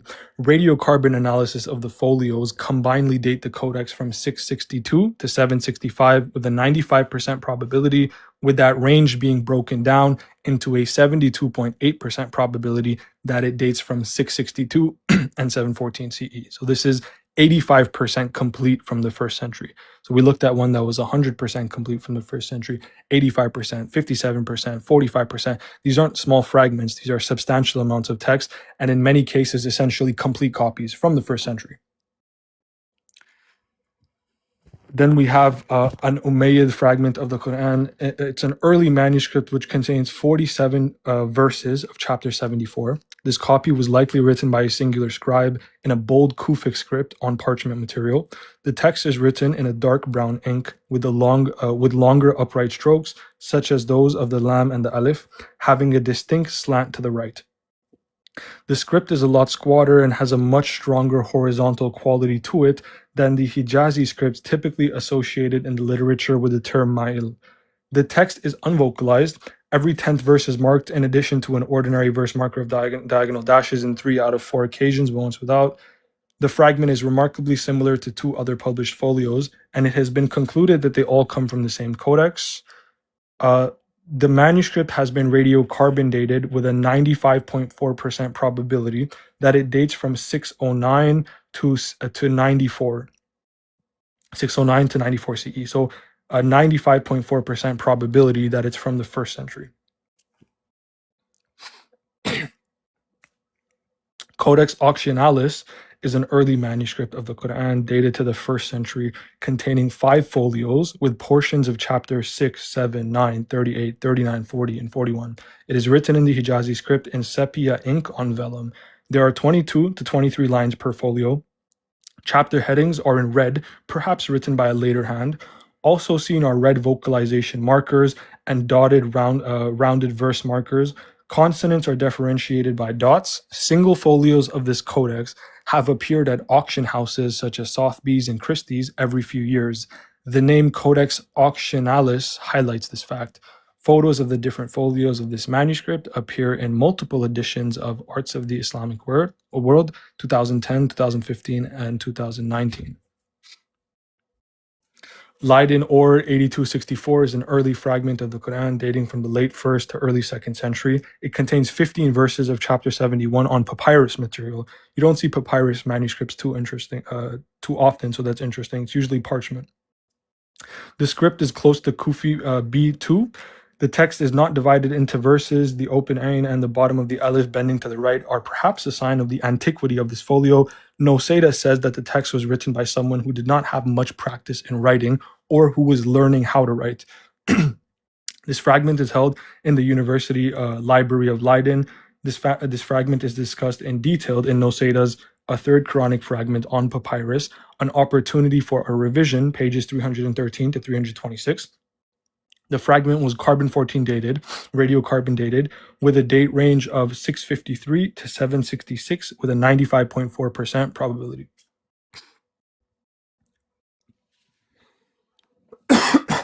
I'm on it, guys. I'm on it.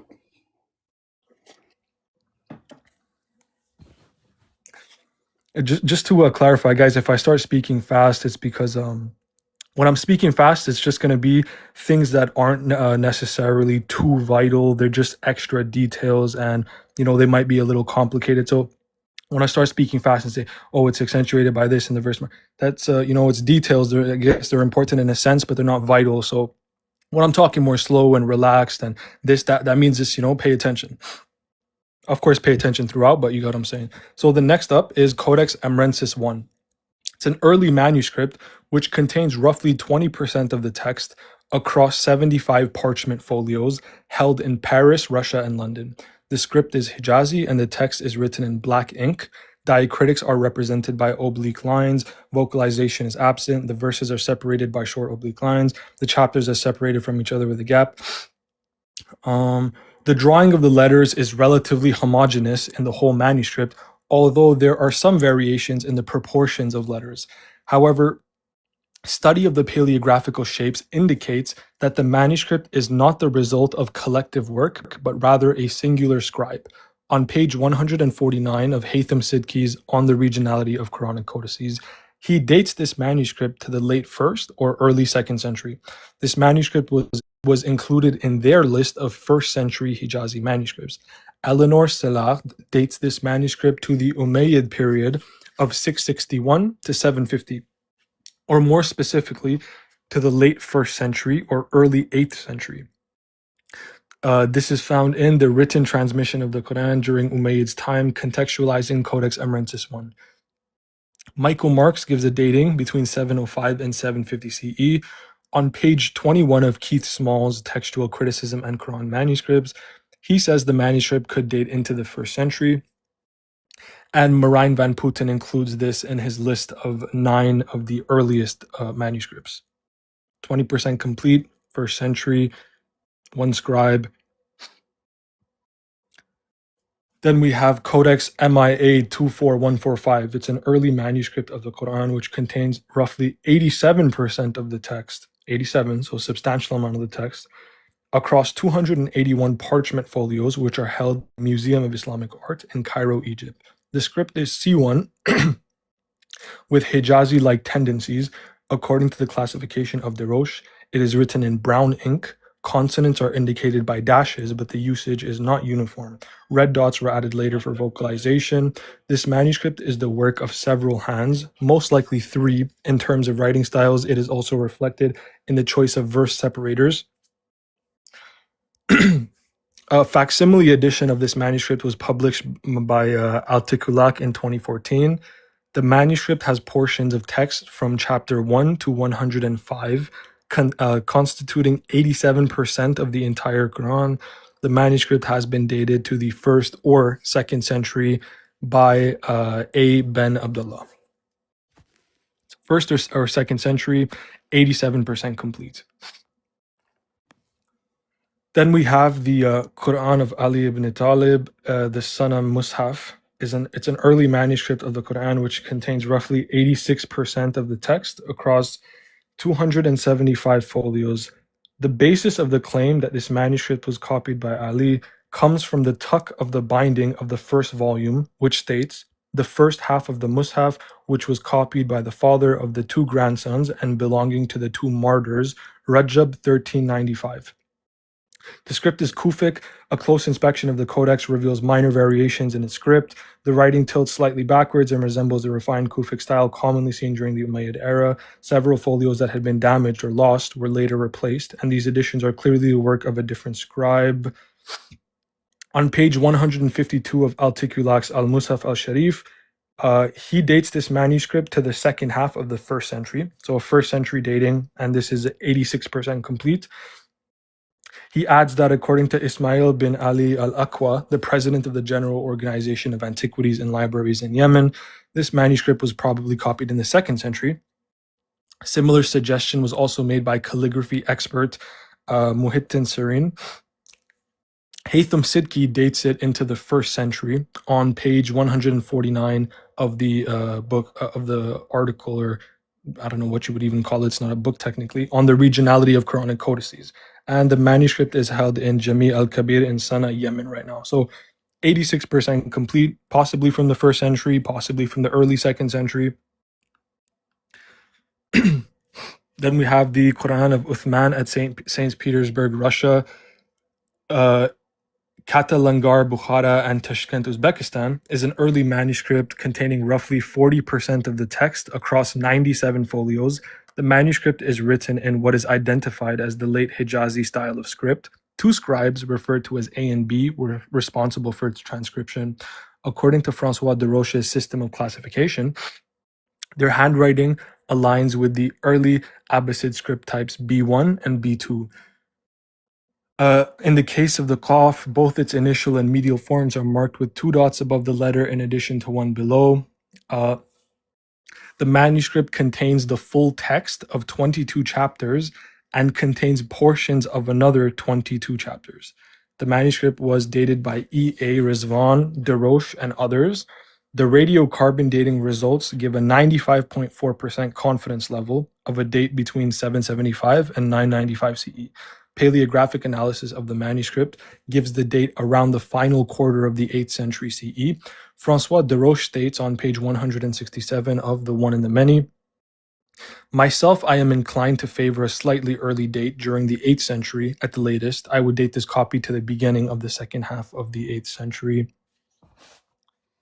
So we're going to also get into some fragmentary material, so there won't be too much, information per manuscript. So we're going to go a bit faster now.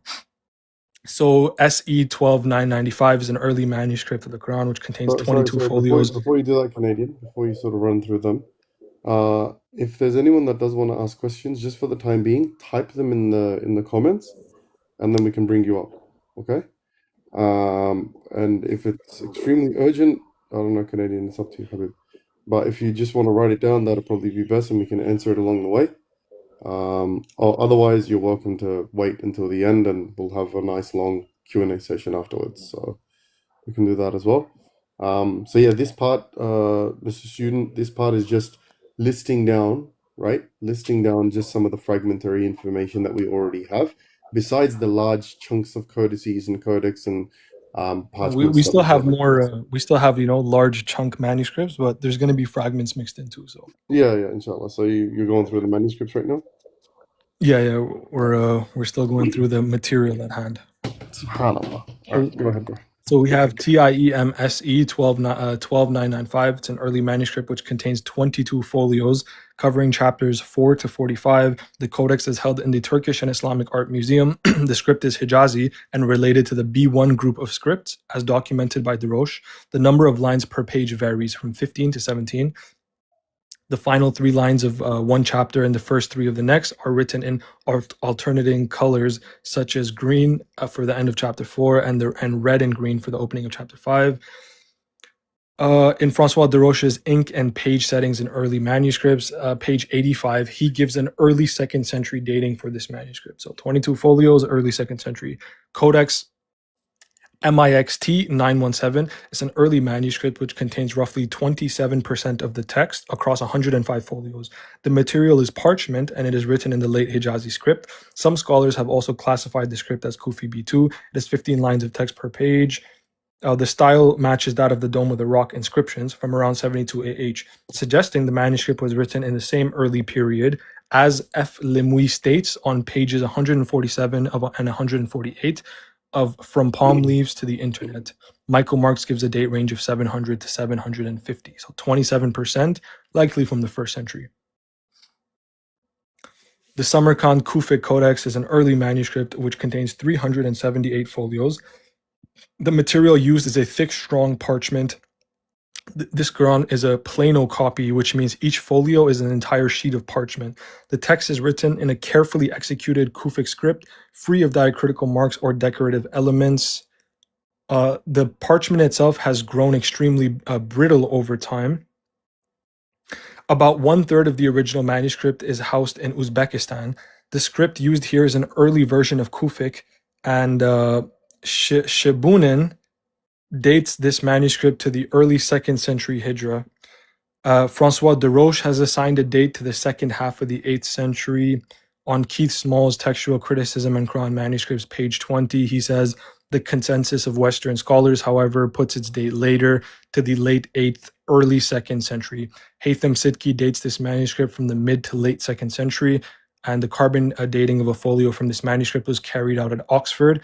The results show a 68% probability of a date between 640 and 765, and a 95% probability of a date between 595 and 855. So it's a massive manuscript, 400, basically 400 folios, and likely from the 2nd century. This one is very interesting. I'm sure many of you have heard of this one. It's the Topkapi manuscript, or more technically the Topkapi HS 4432. But when someone says the Topkapi manuscript, this is usually what they're referring to. It's an early manuscript. I know I said we were going to get into fragments, but this is actually quite the opposite. It's an early manuscript containing over 99% of the text. Over 99% of the text is essentially complete across 408 folios, 408 pages, which are held in the Topkapi Palace Museum in Istanbul, Turkey. The script is Kufic C1 and the material is parchment. The material is parchment. The manuscript is heavily dotted, perhaps by a later hand. A general examination of the codex reveals that the script varies in both thickness and size. For instance, the sections between folios 1b to 6b and 11a to 11b appear to be written in a different hand compared to the rest of the codex. It is possible that some folios were lost or damaged and subsequently rewritten, inserted into the codex at a later stage. The chapters are divided by broad rectangular bands, occasionally adorned at the corners. Their sequence matches that of modern Quranic copies. The codex features large circular rosettes marking every 5 and every 10 verses. So again, 99% complete. Al-Tikulak dates the manuscript from the second half of the 1st century to the early part of the 2nd century. So he dates it from the second half of the 1st century to at the latest early 2nd century. On page 153 of the Regionality of Quranic Codices by Haytham Sidki, he dates this manuscript again from the late 1st or early 2nd century. On page 27 of Textual Criticism and Quran Manuscripts, Keith Smalls dates this manuscript to the 2nd century. Fehmi Karate dates it to the 1st or 2nd century. Michael Mark says the manuscript was probably copied during the 1st and 2nd century. So 99% complete, possibly from the 1st century. You would say at the latest, early 2nd century. SubhanAllah. And by the way, So guys, this is another. sorry. What? By the way, guys, as Canadian earlier mentioned, when people try and bring up the polemical argument about the Sana'a manuscript, look at Trevor Apologetics. Your Quran is not preserved. The Sana'a manuscript is way different from the Quran. The Canadian, way different. The Sana'a manuscript is apparently the only manuscript we have. Yeah. The Sana'a manuscript that Francois de Roche says agrees very largely with the Quranic text as we know it today. That one. Yeah, that's the we one. already went over that. But but anyway, continue, bro. He can wait. No distraction from these bots. So TIEM number 457 is an early manuscript which contains nearly the entire text, so 95% complete, on 439 folios of gazelle skin. Only 17 folios are missing, out of which 14 folios are restored by a later hand by Dawood bin Ali al-Kailani on the 3rd of December 1437 CE. So over 95% complete, written on gazelle skin. Every 10th verse is highlighted with an ornate circular gold medallion linked by dots in blue, green, and red. The consonants are frequently differentiated by dashes. 2 folios of this manuscript were published by Salah al-Din al-Munajjid, who dates this codex to the second half of the 1st century. Al-Tikulak considers this manuscript to be from the second half of the 1st century or the first half of the 2nd century. The assignment of this manuscript to the late 1st century or early 2nd century of the Hijra is further supported by notable similarities between its script and that of MIXT 917, which is likewise dated to a comparable period. So over 95% complete, written on gazelle skin, either in the late 1st or early 2nd century. essentially, complete manuscript pretty much. Sorry, just one second, guys. I don't mind if there's Nasranis in the chat, right? No issues. So long as they don't blaspheme, don't need to block them. And if they're just saying whatever they're saying and it's not insulting or blaspheming or whatever, keep them on. No issues. No issues, inshallah. تفضل كنيدي. Yeah, so we also have the Quran of Uthman at the Al Hussein Mosque, which is an early manuscript of the Quran containing over 99% of the complete text across 1,087 folios. So over 99% complete across over 1,000 folios, with only 4 pages missing to complete the text. So only 4 pages missing to have the entire text there, but it's over 99% complete. This monumental Quranic manuscript on parchment features a carefully executed Kufic B1b or B2 script inscribed in a dark brown ink with minimal diacritical marks and without any decorative embellishments. This manuscript exhibits some damage, including missing folios and areas of faded or worn text. Moritz published 4 folios of this manuscript and dated them to the 1st or 2nd century. Muhammad Bakhit considers it to be one of the Uthmani Mus'haf, so 1st century. Labib al-Sa'id opines that it may have been the Mus'haf sent to Medina or Syria, so again 1st century. Muhammad Abdul Azim al-Zurqani considers it to be a copy of one of the Uthmani Mus'haf, so again 1st century. On the other hand, paleographer Salah al-Din al-Munajjid says that in all probability it was a copy made on the order of the governor of Egypt, Abdul Aziz ibn Marwan, who again reigned from 63 to 83, so again in the 1st century. A similar dating is also endorsed by Dr. Al-Tikulak, the editor of the facsimile edition, as well as others, and Haytham Sidki dates it to the 8th century. So over 99% complete, and possibly from the 1st century, if not the 2nd century. Then we have the Quran of Uthman at the Egyptian National Library in Cairo, Egypt. It's an early manuscript of the Quran containing roughly 50% of the text across 306 parchment folios. The folios are held in Paris, Cairo, and Germany. The manuscript is another example of a large format Quran with 12 lines per page, containing a significant number of extant folios. The script is Kufic. Let's see. M.A. Hussein dates this copy to the 7th century. Moritz dates this manuscript to the 1st or 2nd century. Von Bottmer dates this copy to the 2nd century. A part of this manuscript has been radiocarbon dated to between 660 and 780, according to Dr. Eleanor Szilard. So what is this, 50% complete from the 1st or 2nd century? Then you have the Rampur Raza Library number 1. It's an early manuscript containing 345 parchment folios. So 345 pages of parchment. The manuscript contains a substantial amount of the Quranic text, though an exact number is not readily accessible. The script is Kufi C2 or C3, and the folios have between 15 and 16 lines per page. Marijn van Putten states about this manuscript, it might be early 8th century, but could be late 7th century, so 1st century. And the manuscript is held in Rampur, India. Again, substantial manuscript, 345 pages or folios. So now we're going to get to some of the fragmentary material. So TIME SE 54, it's an early manuscript of the Quran containing 11 plus folios on parchment. The format is vertical. The script is early Hijazi, has 24 lines per page. The folios cover chapters 14 and 15. It's mentioned by Noseda in his article concerning Hijazi manuscripts. It has partial diacritical marks and some red dots designating vowels. On page 27 of Keith Small's book, Textual Criticism in Quran Manuscripts, he dates this to the 1st century. Arabe 325a, it's an early manuscript of the Quran containing 12 folios written in the Kufi B2 script on parchment material. It contains portions of chapters 13, 14, 15, 16, 26, 27, 28, and 29. The verses are separated by a group of 3 points arranged in a triangle. The manuscript is typically dated to the 2nd century. Smalls dates it to the 2nd century, as do Marx and Yokam. Arabe 330a is an early manuscript of the Quran containing 2 folios written in the Hijazi 3 script. The folios contain portions of chapter 14 and 15. It has single verse markers and 2 systems of 10 verse markers. The manuscript is usually dated to the 2nd century, for example, again by Marx and Yokam and Keith Small. Arabi 332 is an early manuscript, contains 49 folios written on parchment.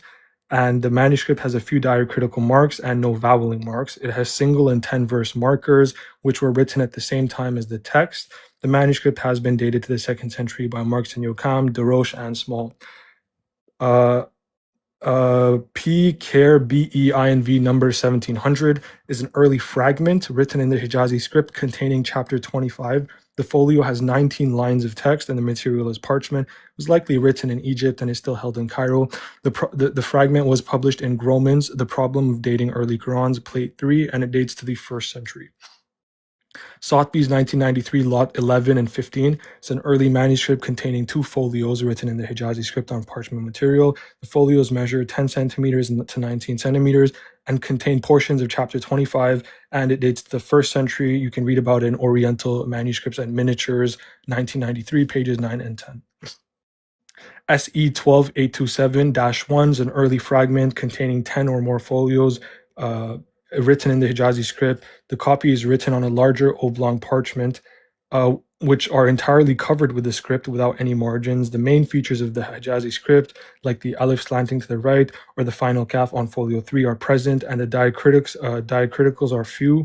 The division into verses is systemically indicated. The orthography seems quite archaic. Deroche says about this manuscript, however, a few fragments on the form of this format have an air of antiquity about them and could be dated to the 1st century. All of this is found in Quran of the Umayyads, pages 58, 59, and figure 15. Arabi 7191 is an early fragment containing chapter 5, written in the Hijazi script on parchment. The alif is isolated in the shape of a stick.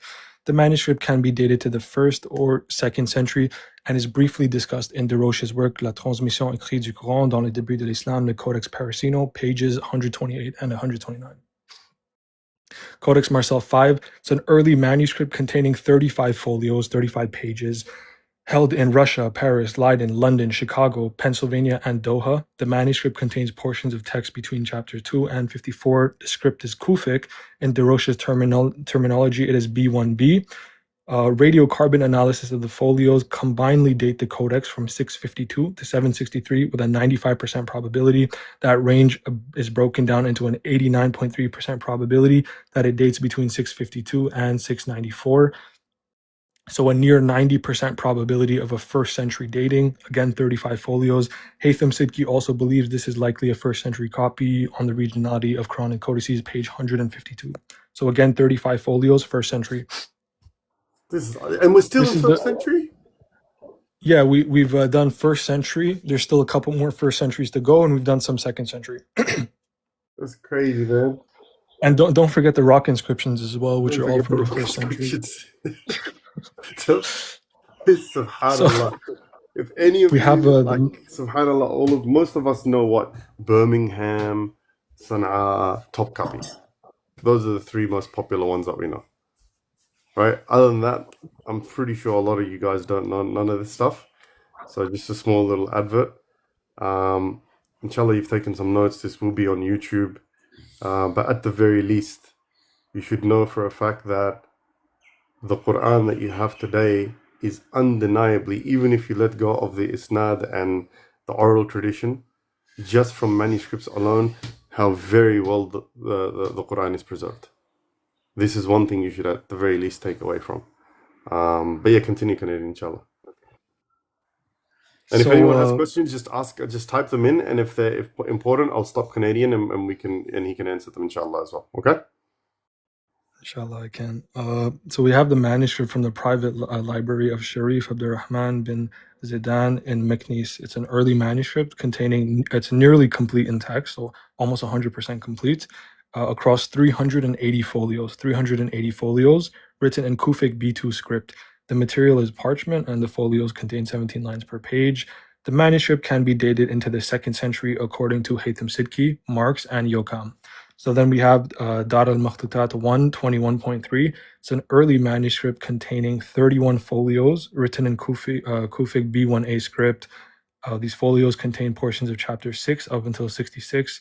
The material is parchment. The dating provided by Michael Marx is 1st century. So again, 1st century, 31 folios. Then here's another one, Topkapi Emanet 13. 1 second. Topkapi Emanet 13. It's an early manuscript containing 216 pages, written in the Kufi B1b with 20 lines per page. The codex contains portions of chapters 1 through 114. So we we have the beginning portion of the codex and the end. So we know it was originally a complete codex. And what survives is a substantial amount still, 216 pages. The original diacritical marks are indicated by small dashes. Michael Mark says, based on the evidence of the photos and with regard to a carbon dating of 14.545A, Emanet 13 could be one of the most ancient existing complete codices of the Quran. Michael Marks provides a date range in the 1st century. So this was a once complete manuscript from the 1st century, and what survives is still a significant amount of text, around 215 pages.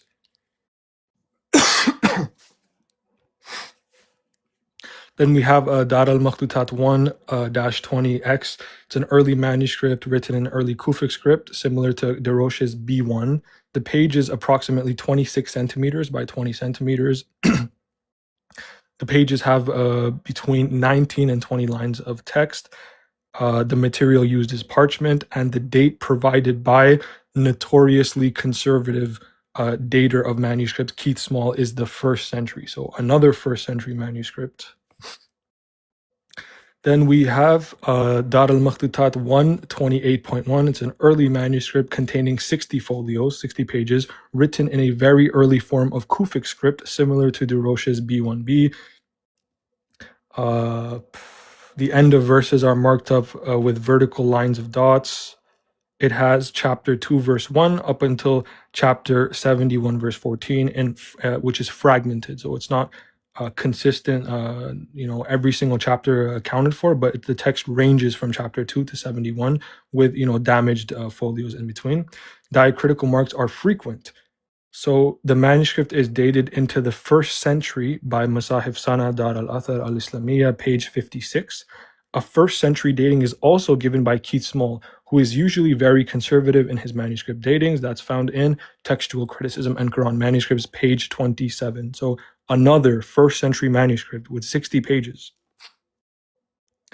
Then we have SE 3702. It's an early manuscript that is severely understudied. It was briefly mentioned in Quran of the Umayyads, page 58, where Darosh states, it is widely thought that the oblong format was introduced at a later date for reasons which are disputed and do not need to detain us here. However, a few fragments on this format have an air of antiquity about them and could be dated to the 1st century. So all we know about this manuscript is that it's written in the oblong format in a Hijazi or early Kufic script, and Deroche says it can be dated to the 1st century. So again, another 1st century. We have Dar al-Makhtutat 118.3, which is another early manuscript containing 16 folios in Hijazi script on parchment material, ranging from chapter 7 to chapter 32. The manuscript is dated from the 1st to the 2nd century in Masahif Sana Dar al-Athar al-Islamiyya, page 54 and plate 23.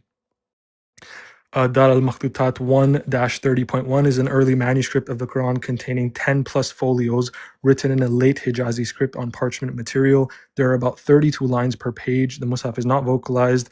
The manuscript contains portions of text from chapter 4 to 56. A 1st or 2nd century dating is given in Masahif Sana, Dar al-Athar al-Islamiyya, page 53. Dar al-Makhtutat 132.1 is an early manuscript of the Quran containing 7 folios written in a late Hijazi script on parchment material. A 2nd century dating is provided in the same book, page 52. There's another one, Dar al-Makhtutat 129.2. It's another early manuscript, 10 folios, a Kufic script on parchment material, and a 2nd century dating is provided by von Bottmer. Then we have SE 9052, which is an early fragment written on parchment, and it shares many features with the first group of Hijazi Quranic copies. The verses are separated by groups of 4 dots. The fragment has 11 lines of text, and according to Francois Deroche, it can be dated to the 1st century. So another 1st century fragment. Then we have SE 56, which is an early fragment again, measuring basically 40 centimeters by 28 centimeters with 27 lines on the page. After the last words of chapter 28, a wavy line drawn with the same ink as the text fills the rest of the space and reaches the outer margin. This fragment is likely from the 1st century again. So again, it's TIEM SE 56 from the 1st century. All of this information is found in Darosh's book, Qur'an of the Umayyads, page 57. Then SE 86, it's another early fragment containing a portion of chapter 31. The material is parchment, the format is vertical, the script is Hijazi, the fragment contains diacritic marks, and it likely dates from the 1st century. So another 1st century fragment. SE 87 is an early manuscript of the Quran comprised of 2 parchment folios. It contains portions of chapters 60 to 63. The script is Hijazi, and the folios contain 22 lines of text per page. And it's dates to the 1st century, and it is discussed in the 1400th anniversary of the Quran, 2010, pages 144 and 145. So another 1st century manuscript. You have SE 118, which is another early manuscript containing 16 parchment folios. The verses are separated by a group of 6 dashes and 2 vertical columns. The copy dates to the 1st century. This fragment is discussed in Darosh's Qur'an of the Umayyads, pages 37 to 38. So another 1st century. Then we have 3687 is an early manuscript which contains 10 folios written in the Hijazi script on parchment material. The folios measure 24 by 16 centimeters and contain 22 to 20 lines per page. They contain chapters 66 to 70. And the manuscript is dated to the 1st century and is again discussed in Darosh's book, as I previously cited, and this time it's in pages 44 and 45. So another 1st century.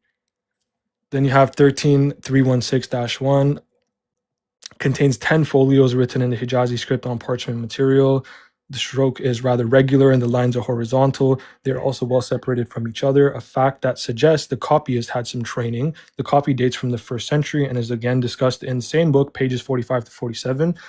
So another 1st century. SE 13, this is the last one, by the way. I know we've been here for a while. It's just there's a wealth of material, you know. So I know other people can't really relate. They wish they had this many manuscripts, but we should be thankful we have so many copies. So the final one we're going to be discussing is SE 13884. It's an early manuscript of the Quran containing 2 folios written in the Hijazi script on parchment material. They contain chapter 40, and this manuscript again dates from the 1st century. So that's an extensive list of manuscripts ranging from small fragments to complete copies to 50% complete to 40% complete from the 1st century, from the first half of the 1st century. And we've covered 68 of them, 68 early manuscripts, the majority of which are securely dated to the 1st century. Now, here's an interesting thing also to point out. These 68 manuscripts discussed here are certainly not all. Many more could have been discussed, but these are more than enough. Haytham Sidki also states there are still massive collections in different libraries around the world. I can think of at least 2 that have thousands of folios that are still not studied, of which many presumably we have good reason to believe are probably 1st century, so that number will only increase. So Haytham Sidki says, I can think of many, but right now I can think of 2 collections in different libraries, thousands and thousands of pages of manuscripts. They just haven't been studied. They haven't been looked at. They haven't been cataloged. And he says we have good reason to believe that many of these are also from the 1st century. So we talked about 68 here, but that number, many other 1st century manuscripts, they've just not been studied by scholars and cataloged. So that number of 1st century manuscripts will simply only go up over time. So that rounds out the part where we discuss the materials at hand, the definitions. Now we're going to get into some other very interesting things. Ahmed, if you just want to give a brief summary while I drink some water. Yeah, subhanAllah. Brief summary is very, very simple. Right, the brother started off with basic definitions, so you guys understood what was being said. Alhamdulillah. Basically, he was speaking about paleographic dating, which is like the text style and how it was written to ascertain when it was written, looking at all of the other textiles that were written during a similar time period. Then you have carbon dating, as in terms of how that's obviously understood, and what it means to have a level of carbon dating, how carbon C14 basically deteriorates over time, and based on that deterioration, you can get a pretty accurate understanding as to when something actually came from, right? So based on that, the brother went on to basically give evidences for the amount of manuscripts that we have from within the first and early 2nd century Hijri, and he went through many of them. The last bit was obviously going through a lot of different fragments. Earlier on, he started off with the rock inscriptions that exist, right? And he went through a multiplicity of rock inscriptions that were there and the number of verses that were there, which goes to show that people were already writing down the Qur'an on rocks and different sort of things, and we have that as evidence. Then he went on to say and speak about the manuscripts that are available, and he went through many manuscripts, as you guys were aware, and all of the datings, not just quote unquote Muslim scholars, but just scholars by and large, both Muslims and non-Muslims alike, academics and specialists in their field. Are right? you going? No, not yet. 1 second, Baba. 1 second. Ahmed, you're good, bro. Yeah, sorry, bro. My son woke up. Sorry, give me a sec. No, you're good. So yeah, we went over the manuscripts, the rock inscriptions, their datings, their script. What do they contain? Remember, many of them are not just from the 1st century, but from the first half of the 1st century. The radiocarbon dating tells us that the latest they can be dated is the first half of the 1st century, like IS 1615 and the other Birmingham fragment and these bunch of copies that were mentioned. Many of them are very early, but that's not even, remotely close to what we have to discuss. We still have a long way to go. So, having discussed the numerous early rock inscriptions and manuscripts, we are left with a glaring question. What do they prove? Surely, if the manuscripts contain visible corruption, added or removed verses, added or removed chapters, an unstable text, provably dishonest scribes, etc., they wouldn't be of much use in establishing preservation. So if these manuscripts amongst them was missing verses and added verses and chapters, and the scribes were making things up, then they're of no benefit to us. They don't prove anything except corruption. But what do we know about the state of text in these manuscripts? The exact opposite is true. The text throughout these numerous manuscripts is incredibly stable. The earliest fragments are word for word identical to the text that we read today. There are no missing or added verses, none. No missing, no added verses. There are no missing or added chapters. Theologically motivated changes are not found even in a critic's wildest dreams, let alone in the manuscripts themselves. Let me repeat that. Theologically motivated changes, they're not even found in the wildest dreams of the critics, let alone in the manuscripts themselves. The written tradition shows extraordinary precision, meticulousness, accuracy, and faithful copying. There is not a single chapter, verse, or even word that can be argued to be a later interpolation based on these manuscripts. Again, many of them date incredibly early, possibly to the first half of the 1st century, like Arabi 328a, 45% complete. Sana Palimpsest, 40% complete. BLR 2165, 57% complete. Goff 47, 16% complete. Mengana Palimpsest, 30 folios. Dar al-Makhtutat 25.1, 30 folios. Dar al-Makhtutat 29.1, 22% complete. Marcel 17, 15% complete. IS 1615I, 47 folios. The Birmingham manuscript, 8%. So these are some that could even be dated to the first half of the 1st century. And they have substantial amounts of text. The manuscript tradition shows the utmost consistency, even down to specific spellings of words that have no bearing on their pronunciation or meaning. And we're going to prove all of this. In all honesty, this level of faithful preservation of an ancient text is absolutely unheard of. It would be an entirely accurate understatement. Let me repeat that. It would be an entirely accurate understatement to say that the textual transmission of the Qur'an is in a league of its own, far above anything else someone may try comparing it to.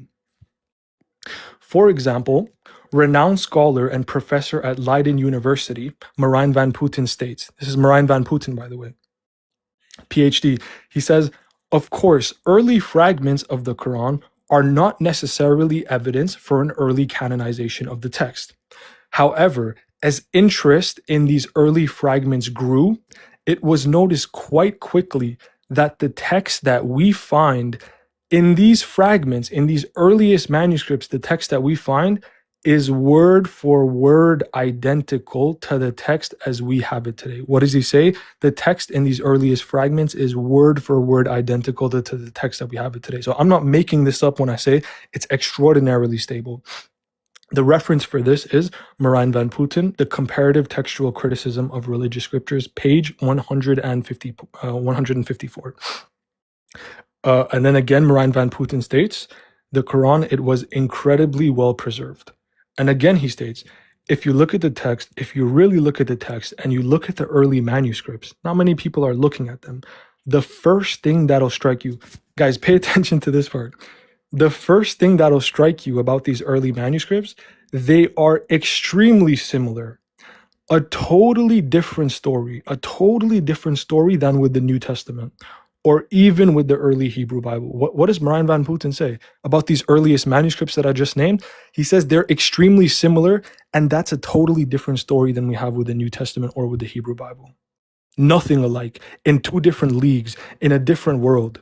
Our tradition is nothing like theirs. Ours are extremely similar. What does he say in the previous quotation? Word for word identical. Nothing like the New Testament. Nothing like the early Hebrew Bible. And the reference for that is the interview with... Somebody wanted the reference for the first quotation. It's The Comparative Textual Criticism of Religious Scriptures, page 154. The second quotations are from interviews of Marijn van Putten on a multiplicity of platforms. And then again, Haytham Sidki. What page for what? What? I gave the reference, page 154. Page 154. Okay. Yeah, he wants the reference for the quotation that says the earliest manuscripts are word for word identical.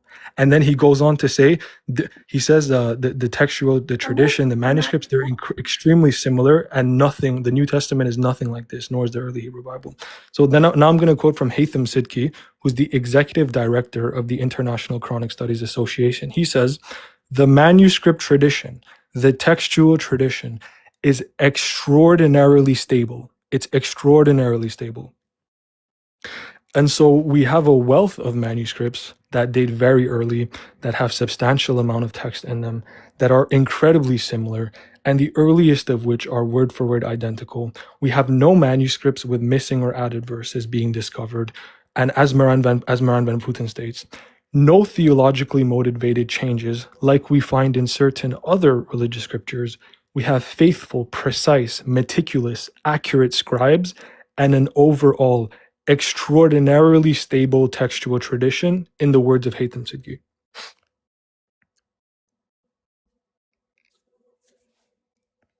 So now I want to touch up on something that it's not talked about enough. Only a few people ever really talk about it, but it is actually very important. It may seem a little intimidating at first, big words, this and that, but actually the concept is very, very simple. So we're going to talk about something called idiosyncratic spellings or orthographic idiosyncrasies. Idiosyncratic spellings are spellings of words that differ in lettering. So the spelling of the words differ in lettering, but maintain the exact pronunciation, the same exact pronunciation and meaning. So these words are simply spelt differently, but again, are pronounced exactly the same with the same meaning. In the early Arabic orthography of the Qur'an, there are several words that can be written in a variety of ways. For example, ni'matullah, the grace of God.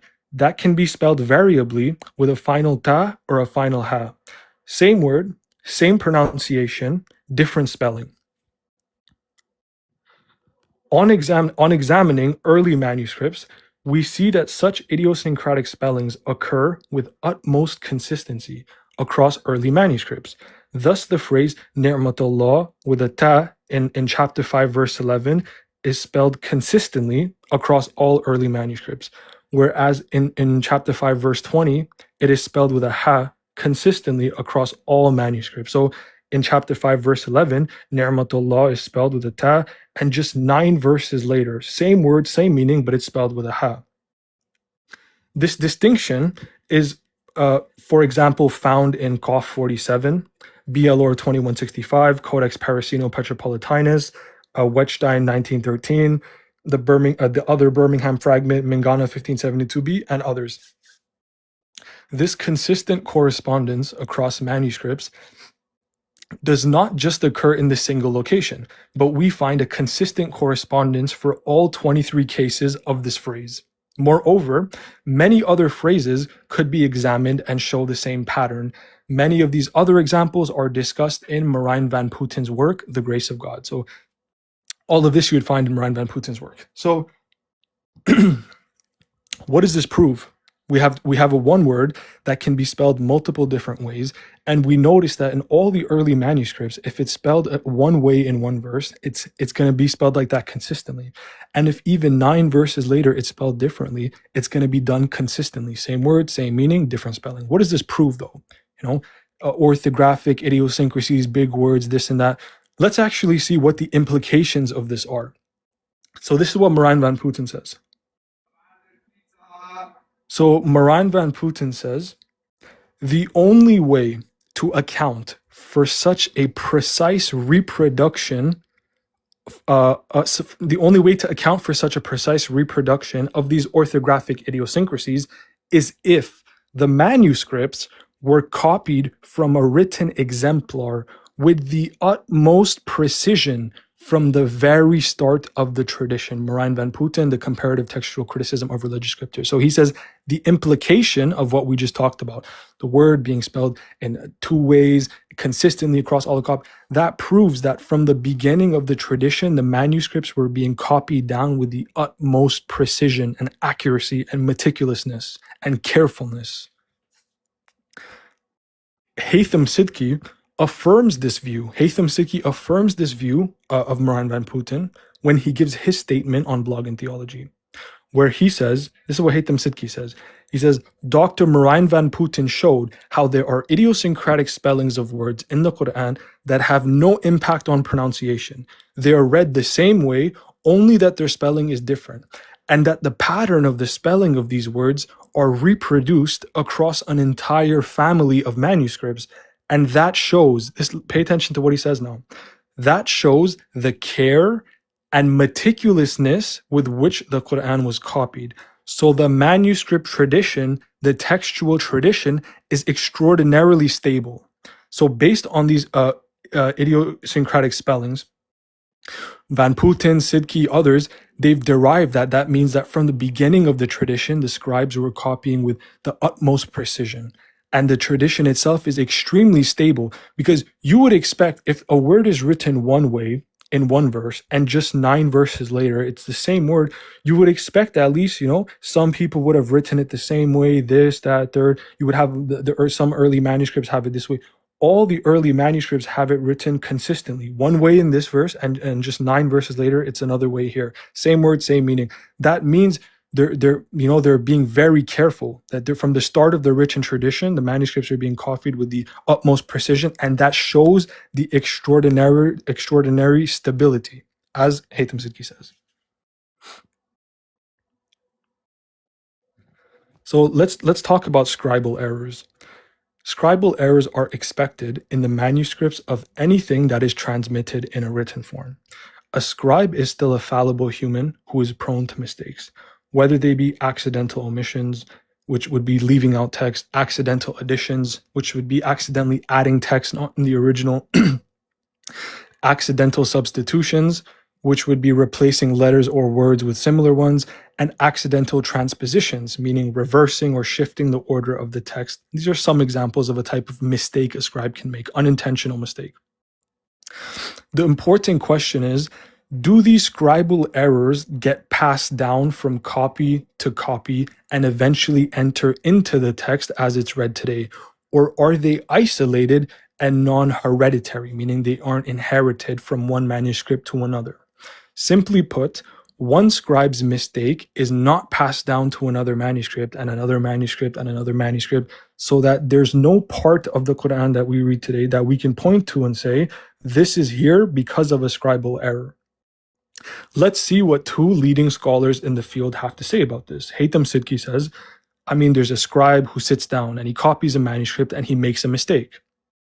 And then someone else comes along and they make a copy of that copy and they make a copy of that mistake and so on and so forth. And it keeps getting copied, that mistake, such that we can take our Quran today, like the Uthmanic Mus'haf or the Medina Mus'haf, and we can point to a word or a set of words and be like, these are in here as a result of an identifiable scribal error that happened earlier up in the genealogy of the manuscripts.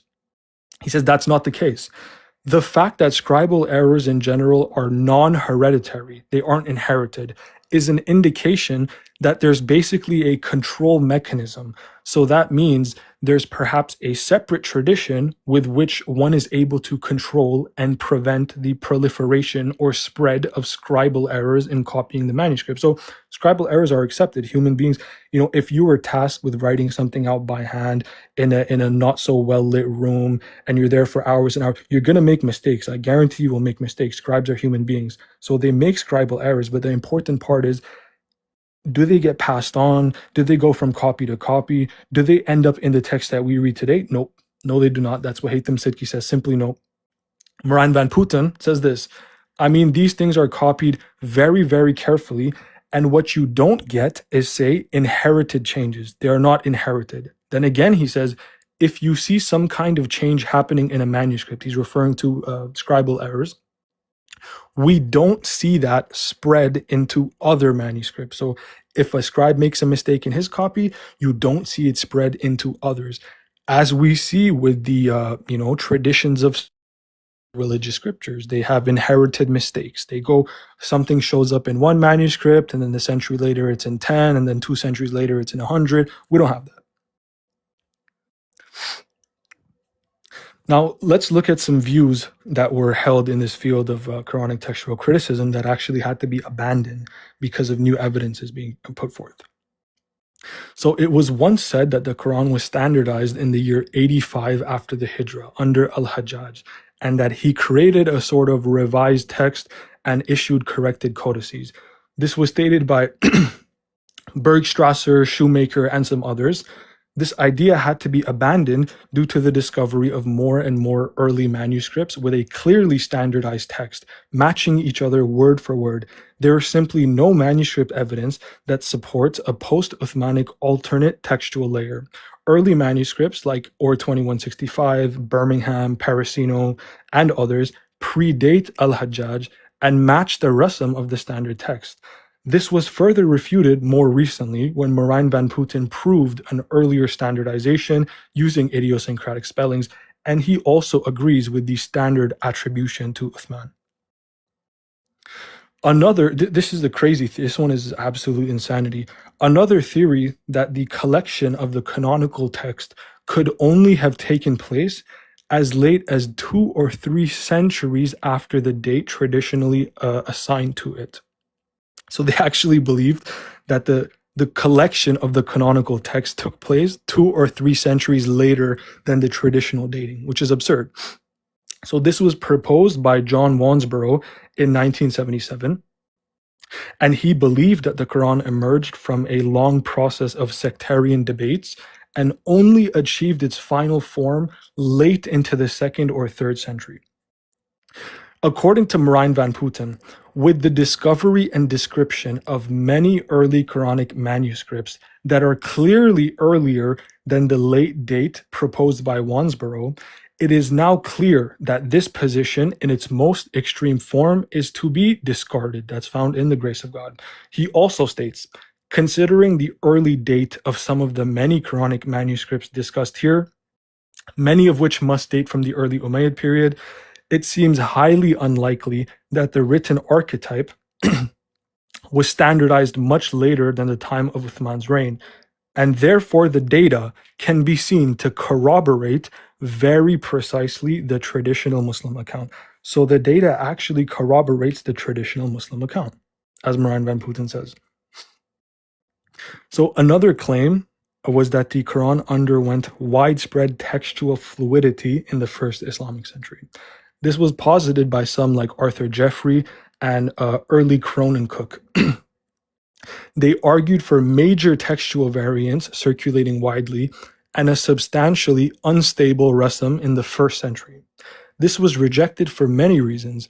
The early manuscripts demonstrate that the consonantal skeleton or the rasm is extremely stable early on.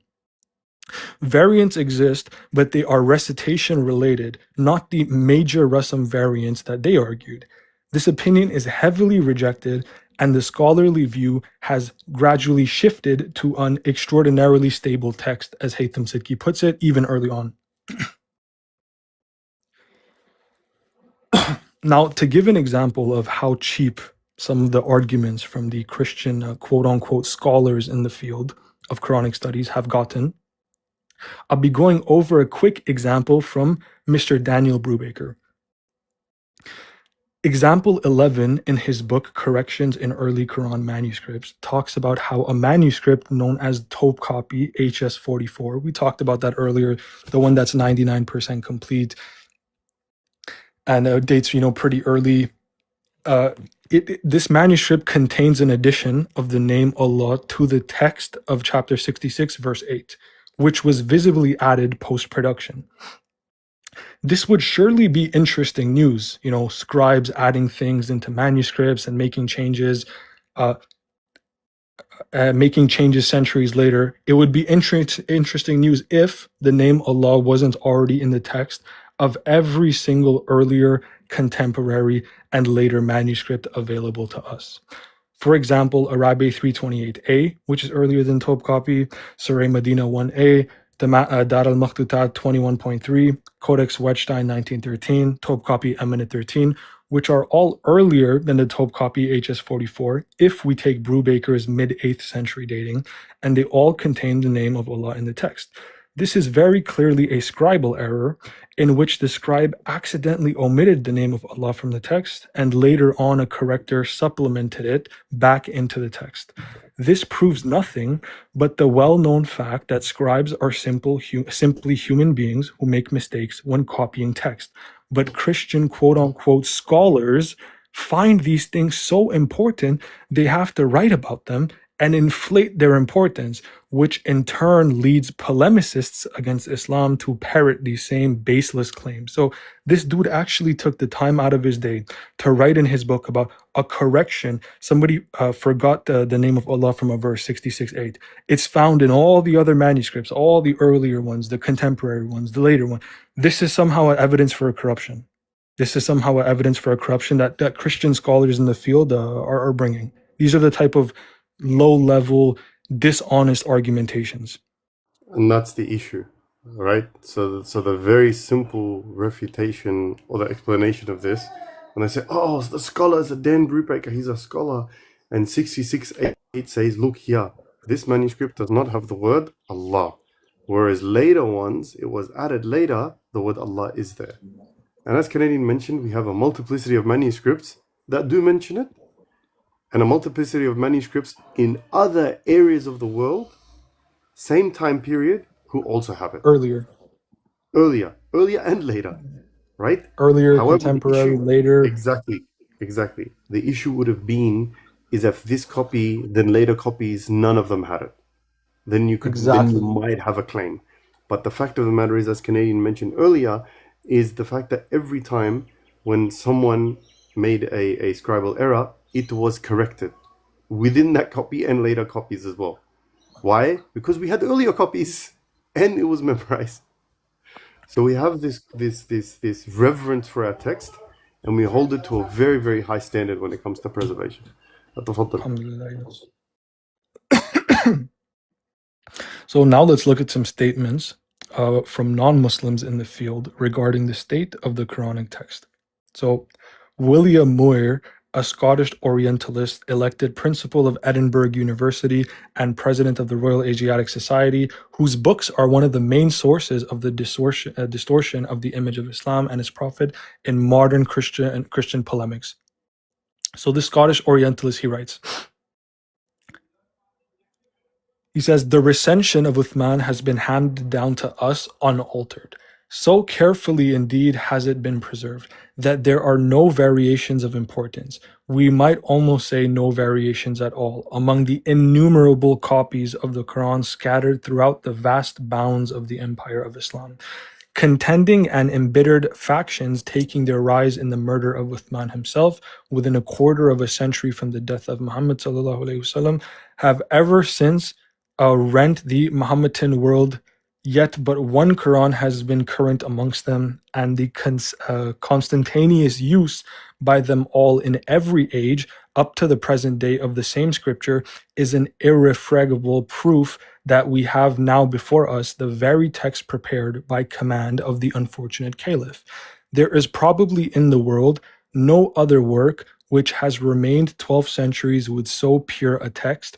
There is otherwise every security, internal and external, that we possess the text which Muhammad himself gave forth and used. We have George Louis Leblois, the French pastor and author. He stated that le Coran est aujourd'hui le seul livre sacré qui ne présente pas de variants notables, which translates to the Quran is today the only sacred book which doesn't present any notable variants or any variants of importance. Kenneth Cragg, the Anglican priest and prolific scholar, reported that the consensus view Shias accepted is that the Quran as it stood in Uthman's recension omits no significant and includes no extraneous material. The Prophet's death had decisively closed the book. Bosworth Smith, a Catholic historian and biographer, stated in his provocative book, Muhammad and Mohammedanism, we have a book absolutely unique in its origin, unique in its preservation, and in the chaos of its contents, but on the authenticity of which no one has ever been able to cast a serious doubt. No one has ever been able to cast a serious doubt on its authenticity, and it's unique in its preservation. Philip Hitti, a Maronite Christian from Lebanon and a leading scholar of Arabic studies in the United States, states that modern critics agree that the copies current today are almost exact replicas of the original text as compiled by Zayd, and that on the whole, the text of the Quran today is as Muhammad ﷺ produced it. As some Semitic scholar remarked, there are probably more variations in the reading of one chapter of Genesis in Hebrew than there are in the entire Quran.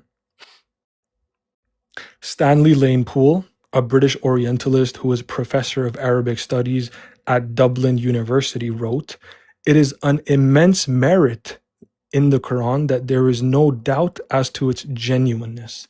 That very word we can now read with full confidence that it has remained unchanged through nearly 1300 years." John Burton, professor of Arabic at the University of Edinburgh, says in the closing sentence of his magnum opus, the collection of the Qur'an, that the Qur'an as we have it today is the text which has come down to us in the form in which it was organized and approved by the Prophet. What we have today in our hands is the Mus'haf of Muhammad sallallahu alaihi wasallam. That's the Mus'haf we have. Denise Mason, French Islamologist, said in the introduction of her French translation of the Quran, eventually, in spite of these points of debate, we can say that the text presently in our possession contains the criteria of substantial fidelity. Maurice Godefroy Demombin, the French Orientalist, said, le Coran a été fixé peu de temps après la révélation par un texte authentique qu'il n'y a aucune raison sérieuse de considérer comme altéré, which translates to, the Quran was fixed shortly after its revelation with an authentic text that there is no serious reason to consider as corrupted. Hamilton A.R. Gibb, one of the leading Orientalists of the 20th century, writes, it seems reasonably well established that no material changes were introduced and that the original form and contents of Muhammad ﷺ's discourses were preserved with scrupulous precision. Theodor Noldecki, one of the greatest German Orientalists, said in his book History of the Quran that the Quran is all that was said supports the view that the Quran of Uthman was complete and loyal to the highest level that can be expected. German Orientalist. The Quran of Uthman was complete and loyal to the highest level that can be expected. Richard Bell, a British Arabist again at the University of Edinburgh, who's best known for his translation of the Quran, announced that modern study of the Quran has not in fact raised any serious question to its authenticity. Modern study has not raised any serious question to its authenticity. Adrian Brockett, professor of Arab and Islamic studies at Durham University, and one of the reputed scholars in the field of the early textual history of the Quran, stated in his illustrations of Orientalist misuse of Quranic variant readings that this is what he stated. The Muslims kept the Quranic text through all the generations with a high strictness. The transmission of the Quran after the death of the Prophet was essentially static rather than organic. There was a single text and nothing significant, not even allegedly abrogated material, could be taken out, nor could anything be put in. Neil Robinson, one of the leading British Orientalists today and a senior lecturer in Islamic studies at the University of Leeds, wrote, in broad outline, the Muslim tradition has met with widespread acceptance from non-Muslim scholars. Thomas Walker Arnold, an eminent British Orientalist who was professor of Arabic and Islamic studies at the School of Oriental Studies at the University of London, tells us that there is a general agreement by both Muslim and non-Muslim scholars that the text of this recension substantially corresponds to the actual utterances of Muhammad ﷺ himself. Christian Snoek Hergroni, one of the most reputed of Dutch Orientalists, avowed that all sects and parties have the same text of the Quran. Charles Cutler Torrey, an Orientalist and Semitic scholar, stated that the Quran lies before us practically unchanged from the form which he himself, Muhammad ﷺ, gave it. R.V.C. Bodley, the American Orientalist, proclaimed, today there is no possible doubt that the Quran which is read wherever there are Muslims is the same version that translated from Hafsa's master copy. Ram Landau, professor of Islamic studies at the University of the Pacific, said, it became the task of Muhammad's secretary Zayd ibn Thabit to bring these sayings together in textual form. Abu Bakr had directed the work, and later, after a revision at the command of Uthman, the Quran took its standard and final form that has come down to us unchanged. Forrester F. Arbuthnot, a notable British Orientalist, observed that a final and complete text of the Quran was prepared within 20 years after the death of the Prophet, and that this has remained the same, without any change or alteration by enthusiasts, translators, or interpolators up to the present time. It is to be regretted that the same cannot be said of all the books of the Old and New Testaments. Now, I'm going to read over some quotes I may have already read before, but they're important, so we'll read them again. So Moran van Putten, again, he says, of course, early fragments of the Quran are not necessarily evidence for an early canonization of the text. However, as interest in these early fragments grew, it was noticed quite quickly that the text we find in these fragments is word for word identical to the text as we have it today. Haytham Sidki, again, he says, the consonantal text is in fact extraordinarily stable. In fact, it's so stable that a friend and colleague of mine, Dr. Van Putten, showed how there are idiosyncratic spellings of words that have no impact on pronunciation. They're read the same way, only their spelling is different. And with the pattern of which they are copied shows the care and meticulousness with which the Quran was copied. So the manuscript tradition, the textual tradition is extraordinarily stable. Again, Van Putten states, the Quran today is word for word identical to the Uthmanic text. It really is. Again, Van Putten states, the Quran, it was incredibly well preserved. Again, he states, I mean, these things are copied very, very carefully, and what you don't get is, say, inherited changes. Again, he says the Quranic text is incredibly stable. Again, he says, we still have not uncovered a single manuscript where any verses are added or missing. We still have not uncovered a single manuscript with missing verses or added verses. So as of yet, there's nothing to suggest there were major interpolations after Muhammad sallallahu alaihi wasallam. Not a single manuscript has been discovered with missing or added verses. Again, he says, this gives us quite a bit of confidence that one, the Quran was being written down early on, and two, the earliest generation agreed down to quite precise details on the contents. Ahmed, you want to say something? No, I was just saying, subhanAllah, bro. Like that quote in and of itself is like very, very powerful, man. Like these are like leaders in their field who've spent decades just going through manuscript after manuscript, trying to understand things and coming to the conclusion that, hey, we are so certain that this is the case. You know what I mean? He verbatim says we still have not uncovered a single manuscript where any verses are added or missing. So no pericope adulterae, no ending of mark, no missing added verses. We don't deal with that stuff. Another quotation is, if you look at the text, if you really look at the text and look at the early manuscripts, they're extremely similar. Nothing like with the New Testament or the early Hebrew Bible. And you look at the Quran and it's just the same thing over and over again. It's not just the same thing in general lines. No, it's down to the words, and not just down to the words, down to the spellings. Even the specific spellings, sometimes really random spellings, are copied faithfully over and over again. So really scribes took the utmost care to really carefully copy these manuscripts. And then he says, if the Quran says it has to be preserved and it will be preserved, obviously followers are going to try really hard to do so. And they do. I mean, they're actually very successful at it. At what? Preserving the text. Again, he says, this one is pretty funny. He says, the Quran is certainly a much more stable text tradition than the New Testament. It's not even close. That's what he says. The Quran is certainly a much more stable textual tradition than the New Testament, and it's not even close. Angelica Neuwirth, German skeptic, says, new findings of Quranic text fragments, moreover, can be adduced to affirm rather than call into question the traditional picture of the Quran as an early fixed text composed of the chapters that we have today. That's in Cambridge Companion to the Quran by Angelica Neuwirth.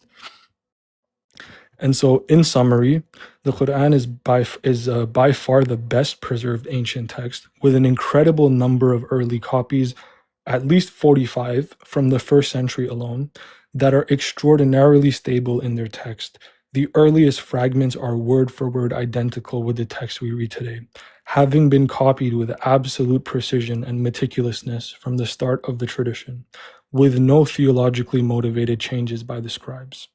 No missing or added verses, no additional or removed chapters, no dependence on manuscripts that are not in Arabic, of which I can only name a single Hebrew translation manuscript. Maybe there's some more out there, but none of them are significant in any way, shape, or form. The contents of which the earliest generation agreed down to precise details on, with no inherited scribal errors, and with an overall textual tradition on which virtually every credible scholar on the face of the earth can agree, is in a different stratosphere of preservation than any other ancient text of any kind. Finally, I want to refer back to Surah Al-Hijr, verse 9, one more time, where it says, it is certainly we who have revealed the reminder, and it is certainly we who will preserve it. SubhanAllah, bro. SubhanAllah. So the last portion of what you were essentially speaking about were the refutations of the refutations to the polemical arguments that these guys bring, right? Then Gibson and all of the other. SubhanAllah, give me one second. Yeah, so responding to some of their arguments, responding to how certain views have been left indefensible, like Wansborough, who said, 2nd century compilation of the canonical text, even 3rd century standardization under Al-Hajjaj in 85. These things have been abandoned. I gave like maybe 35 quotes from experts in the field, of which every single one, except for one, Haytham Sidki, are non-Muslims. We went over about 70 manuscripts. They're, again, extraordinarily stable, no missing verses, no added verses. Verbatim, Ryan van Putten says, we have not discovered a single manuscript with a missing or added verses.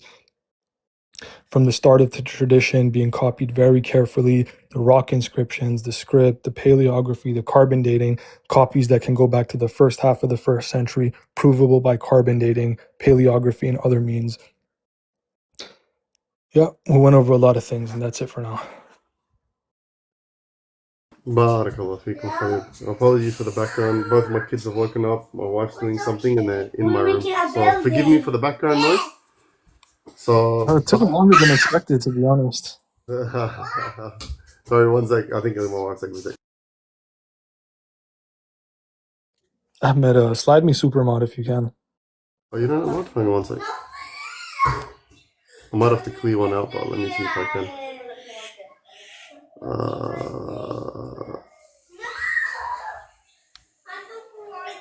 Yeah, it should be good, bro. You got it.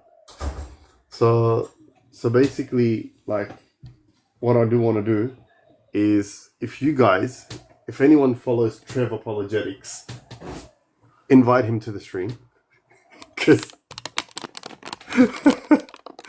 I want him to bring the Sana palimpsest up. Wallahi, I want him to bring it up. I've been talking for so long, I'm losing my voice, bro. No, inshallah, Ahmed, inshallah. do you know when we started? If anyone has any questions, I know it was a lot of content. If you guys have any questions with respect to some of the references that he used, or some of the images, or anything like that, the floor is open for you guys. You can come up, and you can ask whatever you like. And we're happy to sort of, engage with all of it. So, Ahmed, do you know when we started? quarter past 6. Quarter past 6, quarter past 7, quarter past 8. So that's 2 hours, almost 2 hours and 45 minutes. 2 hours and 45. Not bad. Yeah, student. Maybe you're referring to the Sana palimpsest, which is where there would have been a lower layer of writing, and then it wasn't necessarily traced over. It was just rewritten over, so it was washed and then written over. And even without any instruments, you can see a lower layer of text. But if you're using like ultraviolet light and stuff, you can clearly see a layer of text underneath the upper layer of text. But even to the naked eye, you can see that there's actually 2 layers of text. There you go. Yeah, then is he speaking about the Sana? I think so, because he was talking about like a layer of text being traced Yeah. over. Yeah. So basically, yeah, upper text, lower text. Predominantly speaking, some scholars say that by and large, the lower text, which is the washed off text, is by and large accurate to what we have as in the Quran today, right? And the variations that you do have can essentially be put down to training of scribes and their scribal errors. Simple as that. So nothing too overcomplicated, very straightforward. Like this is in comparison. Wallahi, this is like we have many manuscripts from within the first century, right? From within the first couple of decades of the Prophet sallallahu alaihi wasallam. Some which could be argued to be written during the time of the Prophet sallallahu alaihi wasallam, certainly within the time of the Sahabis, right? Yes. But you see, this is in comparison. Most of you guys know this scholar, but I'll read the quote anyway. It says, in let me say this, that carbon-14 dating is indeed a science, but it is not a highly exact science. It dates organic material based on the deterioration of carbon-14 isotopes, and so can give a range of dates that are statistically determined to be relatively accurate. Even so, this dating is remarkable. The dating was done by a lab devoted to such things in Oxford. It turns out that there is a 95% chance that these pages, speaking about the Birmingham manuscripts, that these pages were produced between 568 and 645 CE. How good is that? The Prophet Muhammad sallallahu alaihi wasallam, who in traditional Islamic teachings was responsible for producing the Qur'an, was engaged in his active ministry in 610 to 632 CE. These pages may have been produced during his lifetime or in a decade or so later. In case anyone is missing the significance of that, here's a comparison. The first time we have two-page manuscript, the same thing like the Birmingham, right?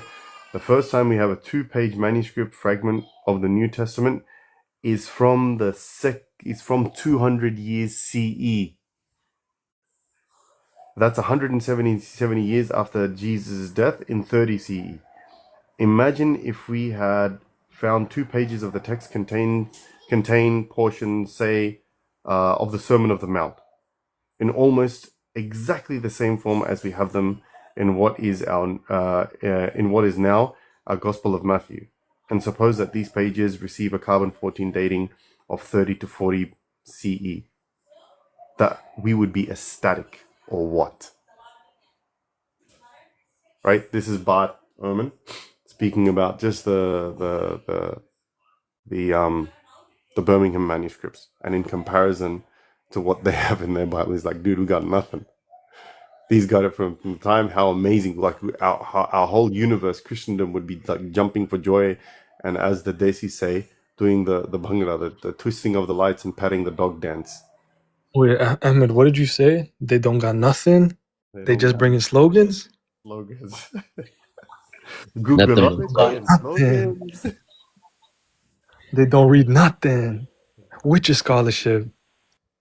Subhanallah. Ya Habib wa Sami, assalamu alaikum. Wa alaikum salam wa rahmatullahi wa barakatuh. My brothers, wallahi, mashallah, may Allah subhanahu wa ta'ala reward all of you for this educational life. And there are a lot of things I learned, alhamdulillah.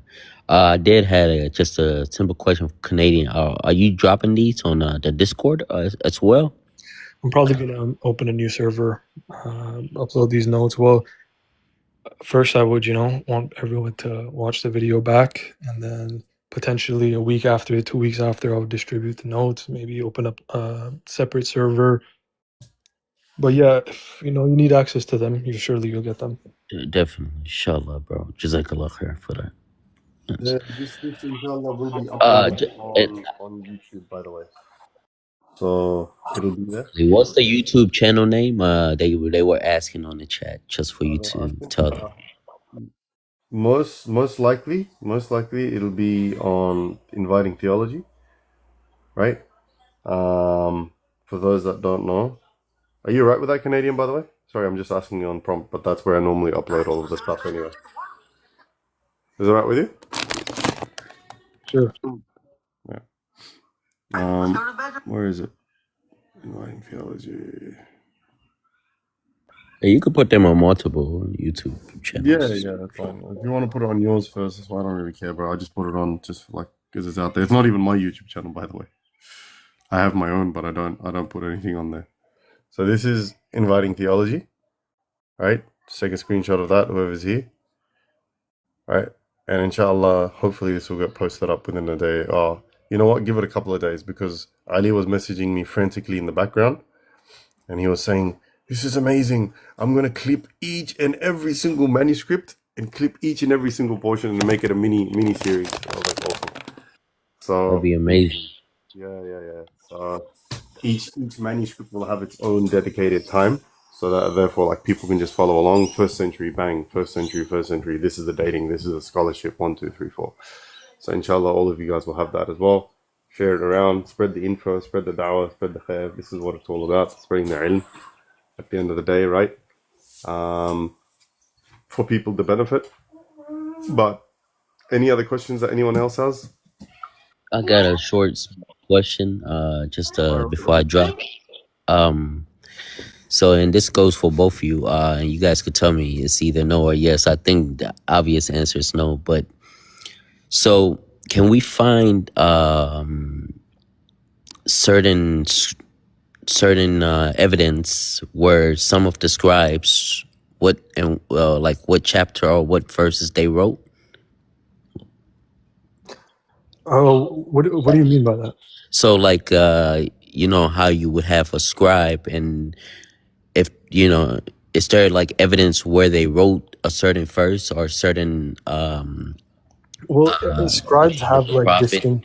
distinct traits. To be honest, I'm still not exactly sure of your question, but scribes have distinct traits, writing styles, and ways that we can identify what was written by what scribe. Because sometimes a manuscript can be Okay, yeah, written by like that 5 or 2 or 3 different scribes, and based on the characteristics of their writing style and other things, we can know like with quite a certainty which scribe wrote which portion. Like Codex Parasino Petropolitanus is written by hand A, B, C, D, E, and we can identify which portions of the text were written by which scribe just because of the differences in writing style and how each scribe is unique, basically. So yeah, in a sense, yes, the answer is yes. Jazakallah khair then for answering that. That's definitely the answer I was looking for.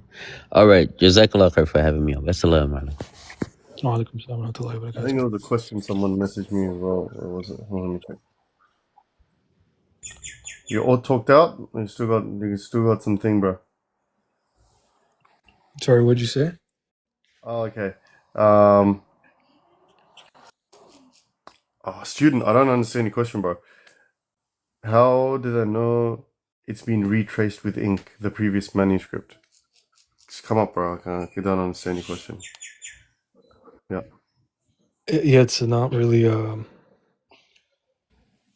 Just need a bit of clarification on the question. Yeah, I don't get the question either. I think he's coming up. No, he's not coming up. Yeah, there we go. Alright, Is so- it- Okay, you already answered the question, but I think I Okay. sent it to you ages ago. Yeah. So with the naked eye, you can see a lower layer of text, but you can't really, know exactly what's written. And then if you use the UV light, you can sort of trace back the lower text, and that's very interesting manuscript. Maybe we'll have a full presentation on it one day. I think we should. Look at these. What? Trevor's been watching. Oh, right, okay. He's like, I can't. I'm at work, but I just find it hard to believe. To be Yeah. honest, it's better to leave the debates alone for a day. I would much rather just Yeah, listen. no, I prefer. I actually really enjoyed these kind of lives a lot more than any of the debates. The debates are actually brain deadening, whereas this is actually educational. And that's it, bro. That's what we do here. That's what we do here. Get some education in you. But yeah, inshallah, look, subhanallah, had like almost 60 odd people before, but it's all good. But inshallah, any further questions? Anything else? Akhi, can you break down the two different scripts? Yeah, I mean, the main ones is like Hijazi and Kufic. Hijazi is early. I mean, the earliest manuscripts are written in Hijazi, but then some of the early rock inscriptions are in Kufic. So, but the actual manuscripts themselves are written, earliest ones are written in Hijazi, which is more of like a thin, slender writing style. And, in a sense, it's like messy. In a sense, it's not as uniform and, properly organized, quote unquote.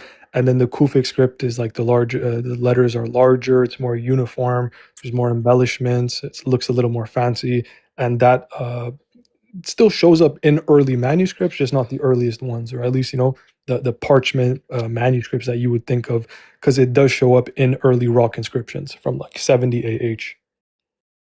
Have you heard of any like common wouldn't say arguments against, but I guess arguments against or disputes with the preservation? 'Cause I can't really think of any questions I can even ask. It's the same old things. Sana palimpsest, and you have 38 different versions. I've heard 45 different versions, 27 different version. Oh, your manuscripts, you don't have any. You just have the Birmingham manuscript. The amount of times I've heard that we just have the Birmingham manuscript, apparently only 2 pages. So That's all. it's just from people that It's are just under bogus. research. It's bogus. Yeah, I can quote you Orientalist after Orientalist after top scholar in the field. They all agree the textual tradition is extraordinarily stable, incredibly well preserved. We haven't seen preservation like this of anything before, down to the little details, copied with precision and accuracy and meticulousness, non hereditary scribal errors, meaning a scribal error doesn't get passed on from one copy to another. Faithful, loyal scribes who are doing their best to transmit the text accurately. Manuscripts that can be dated to the first half of the 1st century. Carbon dating and paleography. All they're giving you is BS. They don't read nothing. They don't know nothing. They don't bring no scholarship. Just under-researched and heavily fueled with feelings. It's a very good question. Someone asked why are so many of them French? I'm not actually sure, but I like the French ones because I speak French as like a third language, and so it's good to practice it sometimes. I could have just read the English translation, but I actually wanted to, read the French for fun. It's more about the He was studies. flexing, bro. He was flexing. You know what I'm saying? You know what I'm saying? Like where the studies did they German, originate? Germany has a lot of good scholarship to Paris and stuff. Yeah, with France. Yeah, Yes, and they all agree. So subhanallah. That's very it's very airtight. When you go through it, it's very airtight. I can't actually think of a question, to be honest. Yeah, mashallah, the brother, wallahi, follow Canadian, man. He spent, mashallah, Yeah, I have. time on this. But you see, the thing is that all of this information is accessible. But you see, the thing is that a lot of people, when it comes to, he's ganda Pakistani aa raha hai yaar. For you, you probably understand that Canadian. Um, somebody dropped this guy. the job. Assalamu alaikum. No, I just had a shubha. Wa alaikum assalam wa rahmatullah.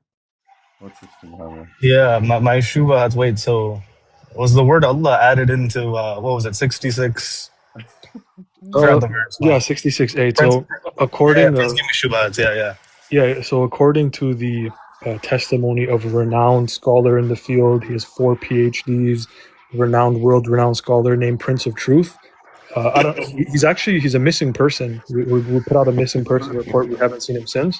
Not exactly sure what happened to him, but we miss his scholarship for sure. He says it's a later edition, but I believe I've done a thorough job in my latest post eviscerating that claim, quote unquote evisceration, as the post says. Okay. And so now he's just a missing persons after. Exactly. Yeah, we're gonna put out the Okay, flyer soon. Nobody has seen Prince of inshallah. Truth. We don't know what happened to this guy. He told us he was gonna post this clip and that clip, and then just disappeared. He's gone. Oh, okay. No, wait, but real talk. When are you gonna upload all your notes though? I will give anybody all the notes that I used in this presentation starting in probably like 2 weeks from now, because I would prefer people actually go back, watch the YouTube video, take their own notes in their format that's beneficial to them. But approximately in 2 weeks from now, anyone who messages me, I can send you these notes. They're incredibly detailed. I cross-reference everything with like 4 or 5 different books and many different sources aside from books themselves. I looked at transcriptions. I quote from a bunch of different scholars. I've fact-checked everything. So you don't have to do the work yourself, pretty much. You don't have to go examine the early manuscripts. I've already done it. I've cross-referenced them in 4 or 5 books. Different sources. I've looked at transcriptions, facsimiles. I've done the work. You guys can get the notes in about 2 weeks from now. Before then, if you want to take your own notes, maybe you write your notes in a different way than I do. Just go check the YouTube video, run it back. No. Oh wait, Ahmad, are you gonna post this on what's the name of the channel? I forgot the name. Inviting theology, inshallah. Yes, there. I'm pretty sure. I don't know if Christian Cope recorded. If he's also gonna upload too. Yeah, probably he might. Send it out. But if he does, just tell him to send it to Ali, and then Ali will post it on Inviting Theology. Whatever works, doesn't matter. He might be faster. Yeah. If Christian Cook is here, just tell him to do it. But yes, subhanAllah. Inshallah. Yeah, there was one thing that I did want to say, man. Like the other thing that I wanted to point out is we've done a Ahruf and Qira'at series as well. Not a series, it was a lecture, right? Presented by Akhi Furqan. And so that side covers the preservation of the Quran from an oral tradition. Okay? So that side of that covers it from the oral tradition. This covers it from the manuscript tradition specifically, right? Because we wanted to, alhamdulillah, the way it worked out is because they're separated, you can look at each individually, and each of them you can have a look and go, wow, subhanallah, how amazing is Allah subhanahu wa ta'ala, the way He says that it is we that have revealed the Quran and it is for us to preserve it, right? When you look at that, you reflect on it, you do tadabbur, you do and you analyze what Allah subhanahu wa ta'ala has spoken about, you see how beautifully Allah subhanahu wa ta'ala has done it. Right? Allah can do it however He wants. But one of the modes that He's used is the oral tradition and memorization and manuscript tradition. Right? So NA, you're asking, it's in the YouTube channel. It's called Inviting Theology. Brought it up. Let me just put it up again for you. That's the channel, Inviting Theology. Okay. So if you want to check that out, check it out. And it's got a whole bunch of additional Dutch videos that you can just skip past. So mind those. But if you jump through a fair bit, like for example, Prophecy of the Prophet, this is what Adnan did. Then you've got Plurality of the Covenants, the Old and the New, Part 1, and that's Part 2. Right? That was a pretty interesting one. Then you've got skip all of this, or you can watch it if you want. Then you've got the prophecies. Then you got more prophecies. Then you got Ahruf and Qira'at. That's the one we did over here, right? Then you got the Biblical Qira'at series. I highly recommend you watch that because that's hilarious. Canadian, have you watched any of those? Yeah, I've seen the Biblical Qur'an series. Bro, you're so funny, man. How does that work out? They don't Bro, know watch it. about I'm telling you, it's gonna trip you out. It's the best. Allah, it's the funniest. So, Biblical Qira'at. Watch this if you want. And then we did a whole bunch of other stuff as well. Like Huruf and Qira'at. Ali did one earlier. The Promise of Abraham and a Great Nation. The forgeries, different stuff. Muhammad Sallallahu Alaihi Wasallam in the Bible. Muhammad in the Bible, Deuteronomy 18:18. All of this stuff is done very, like, yes, a lot of the stuff you might know, but a lot of it is very different. Inverted Nunim, Tikkun Sofarim, the origin of the Hebrew Bible. This stuff is technical, but it's so good. If you know it, like, you set yourself apart really, really well. So definitely check it out. It's an awesome channel. Yeah, hopefully it'll be uploaded on here. Give it a couple of days, and inshallah it'll all be sorted from there. Other than that, man, anyone else have any other questions? Anyone want to say anything else? Because we've covered a lot. No, I just want to Jazakallah khair to everybody for stopping by. I hope you guys learned something. Yeah, Jazakallah, Brian. If you're not already, please do follow Habibi Canadian. He's an awesome brother to have around, especially when it comes to textual criticisms and crash outs. Crash outs being more Primarily crash outs, but some textual criticism too. Yeah, just a little bit, bit. And this is all on Canadian's Discord, by the way. So if you're not on there, you should be on there. My account here, my TikTok account here. Yeah, it's exactly the same. Well, yeah, it's exactly the same, but having been preparing for this presentation, I sort of revised a bunch of points, and I did a much deeper studying of the manuscript. So the TikTok post I made is not even close to the notes I have now, to be honest. So that's all right. But which one is yours, man? I'm not stuck with it. I don't look up. This one's yours. I know this one's yours. Let me tell you. Assalamu alaikum. Wa alaikum assalam wa rahmatullahi wa barakatuh. Okay, I will bring my other device, so I'm gonna drop. I will come with my other device. No problem. Assalamu alaikum. So this is your Discord, but how do I get people to look at your profile, Canadian? The Discord link is in my bio. Oh, in my TikTok bio here, yeah. You just go there, you're gonna see it. And then on my page, you can check posts about, like, early 100% complete manuscripts and 95% complete ones. And then I have 2 posts on just early manuscripts in general that do need some updating on the information. That's his Discord link. I tried joining just now. It said action cannot be completed. Well, we might have been timed out. I'll probably have to update the link, which I'll just do after the. Just make sure you update it. But this Canadian Psycho, make sure you're following him. Follow his Discord. He's got some really awesome stuff on there as well.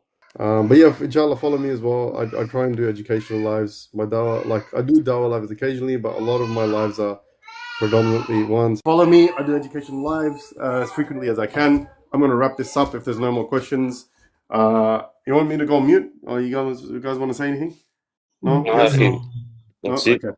Okay, so look, anything that was said correctly and was good was all from Allah subhanahu wa ta'ala. Anything that was incorrect was from our mistakes and our shortcomings, so forgive us.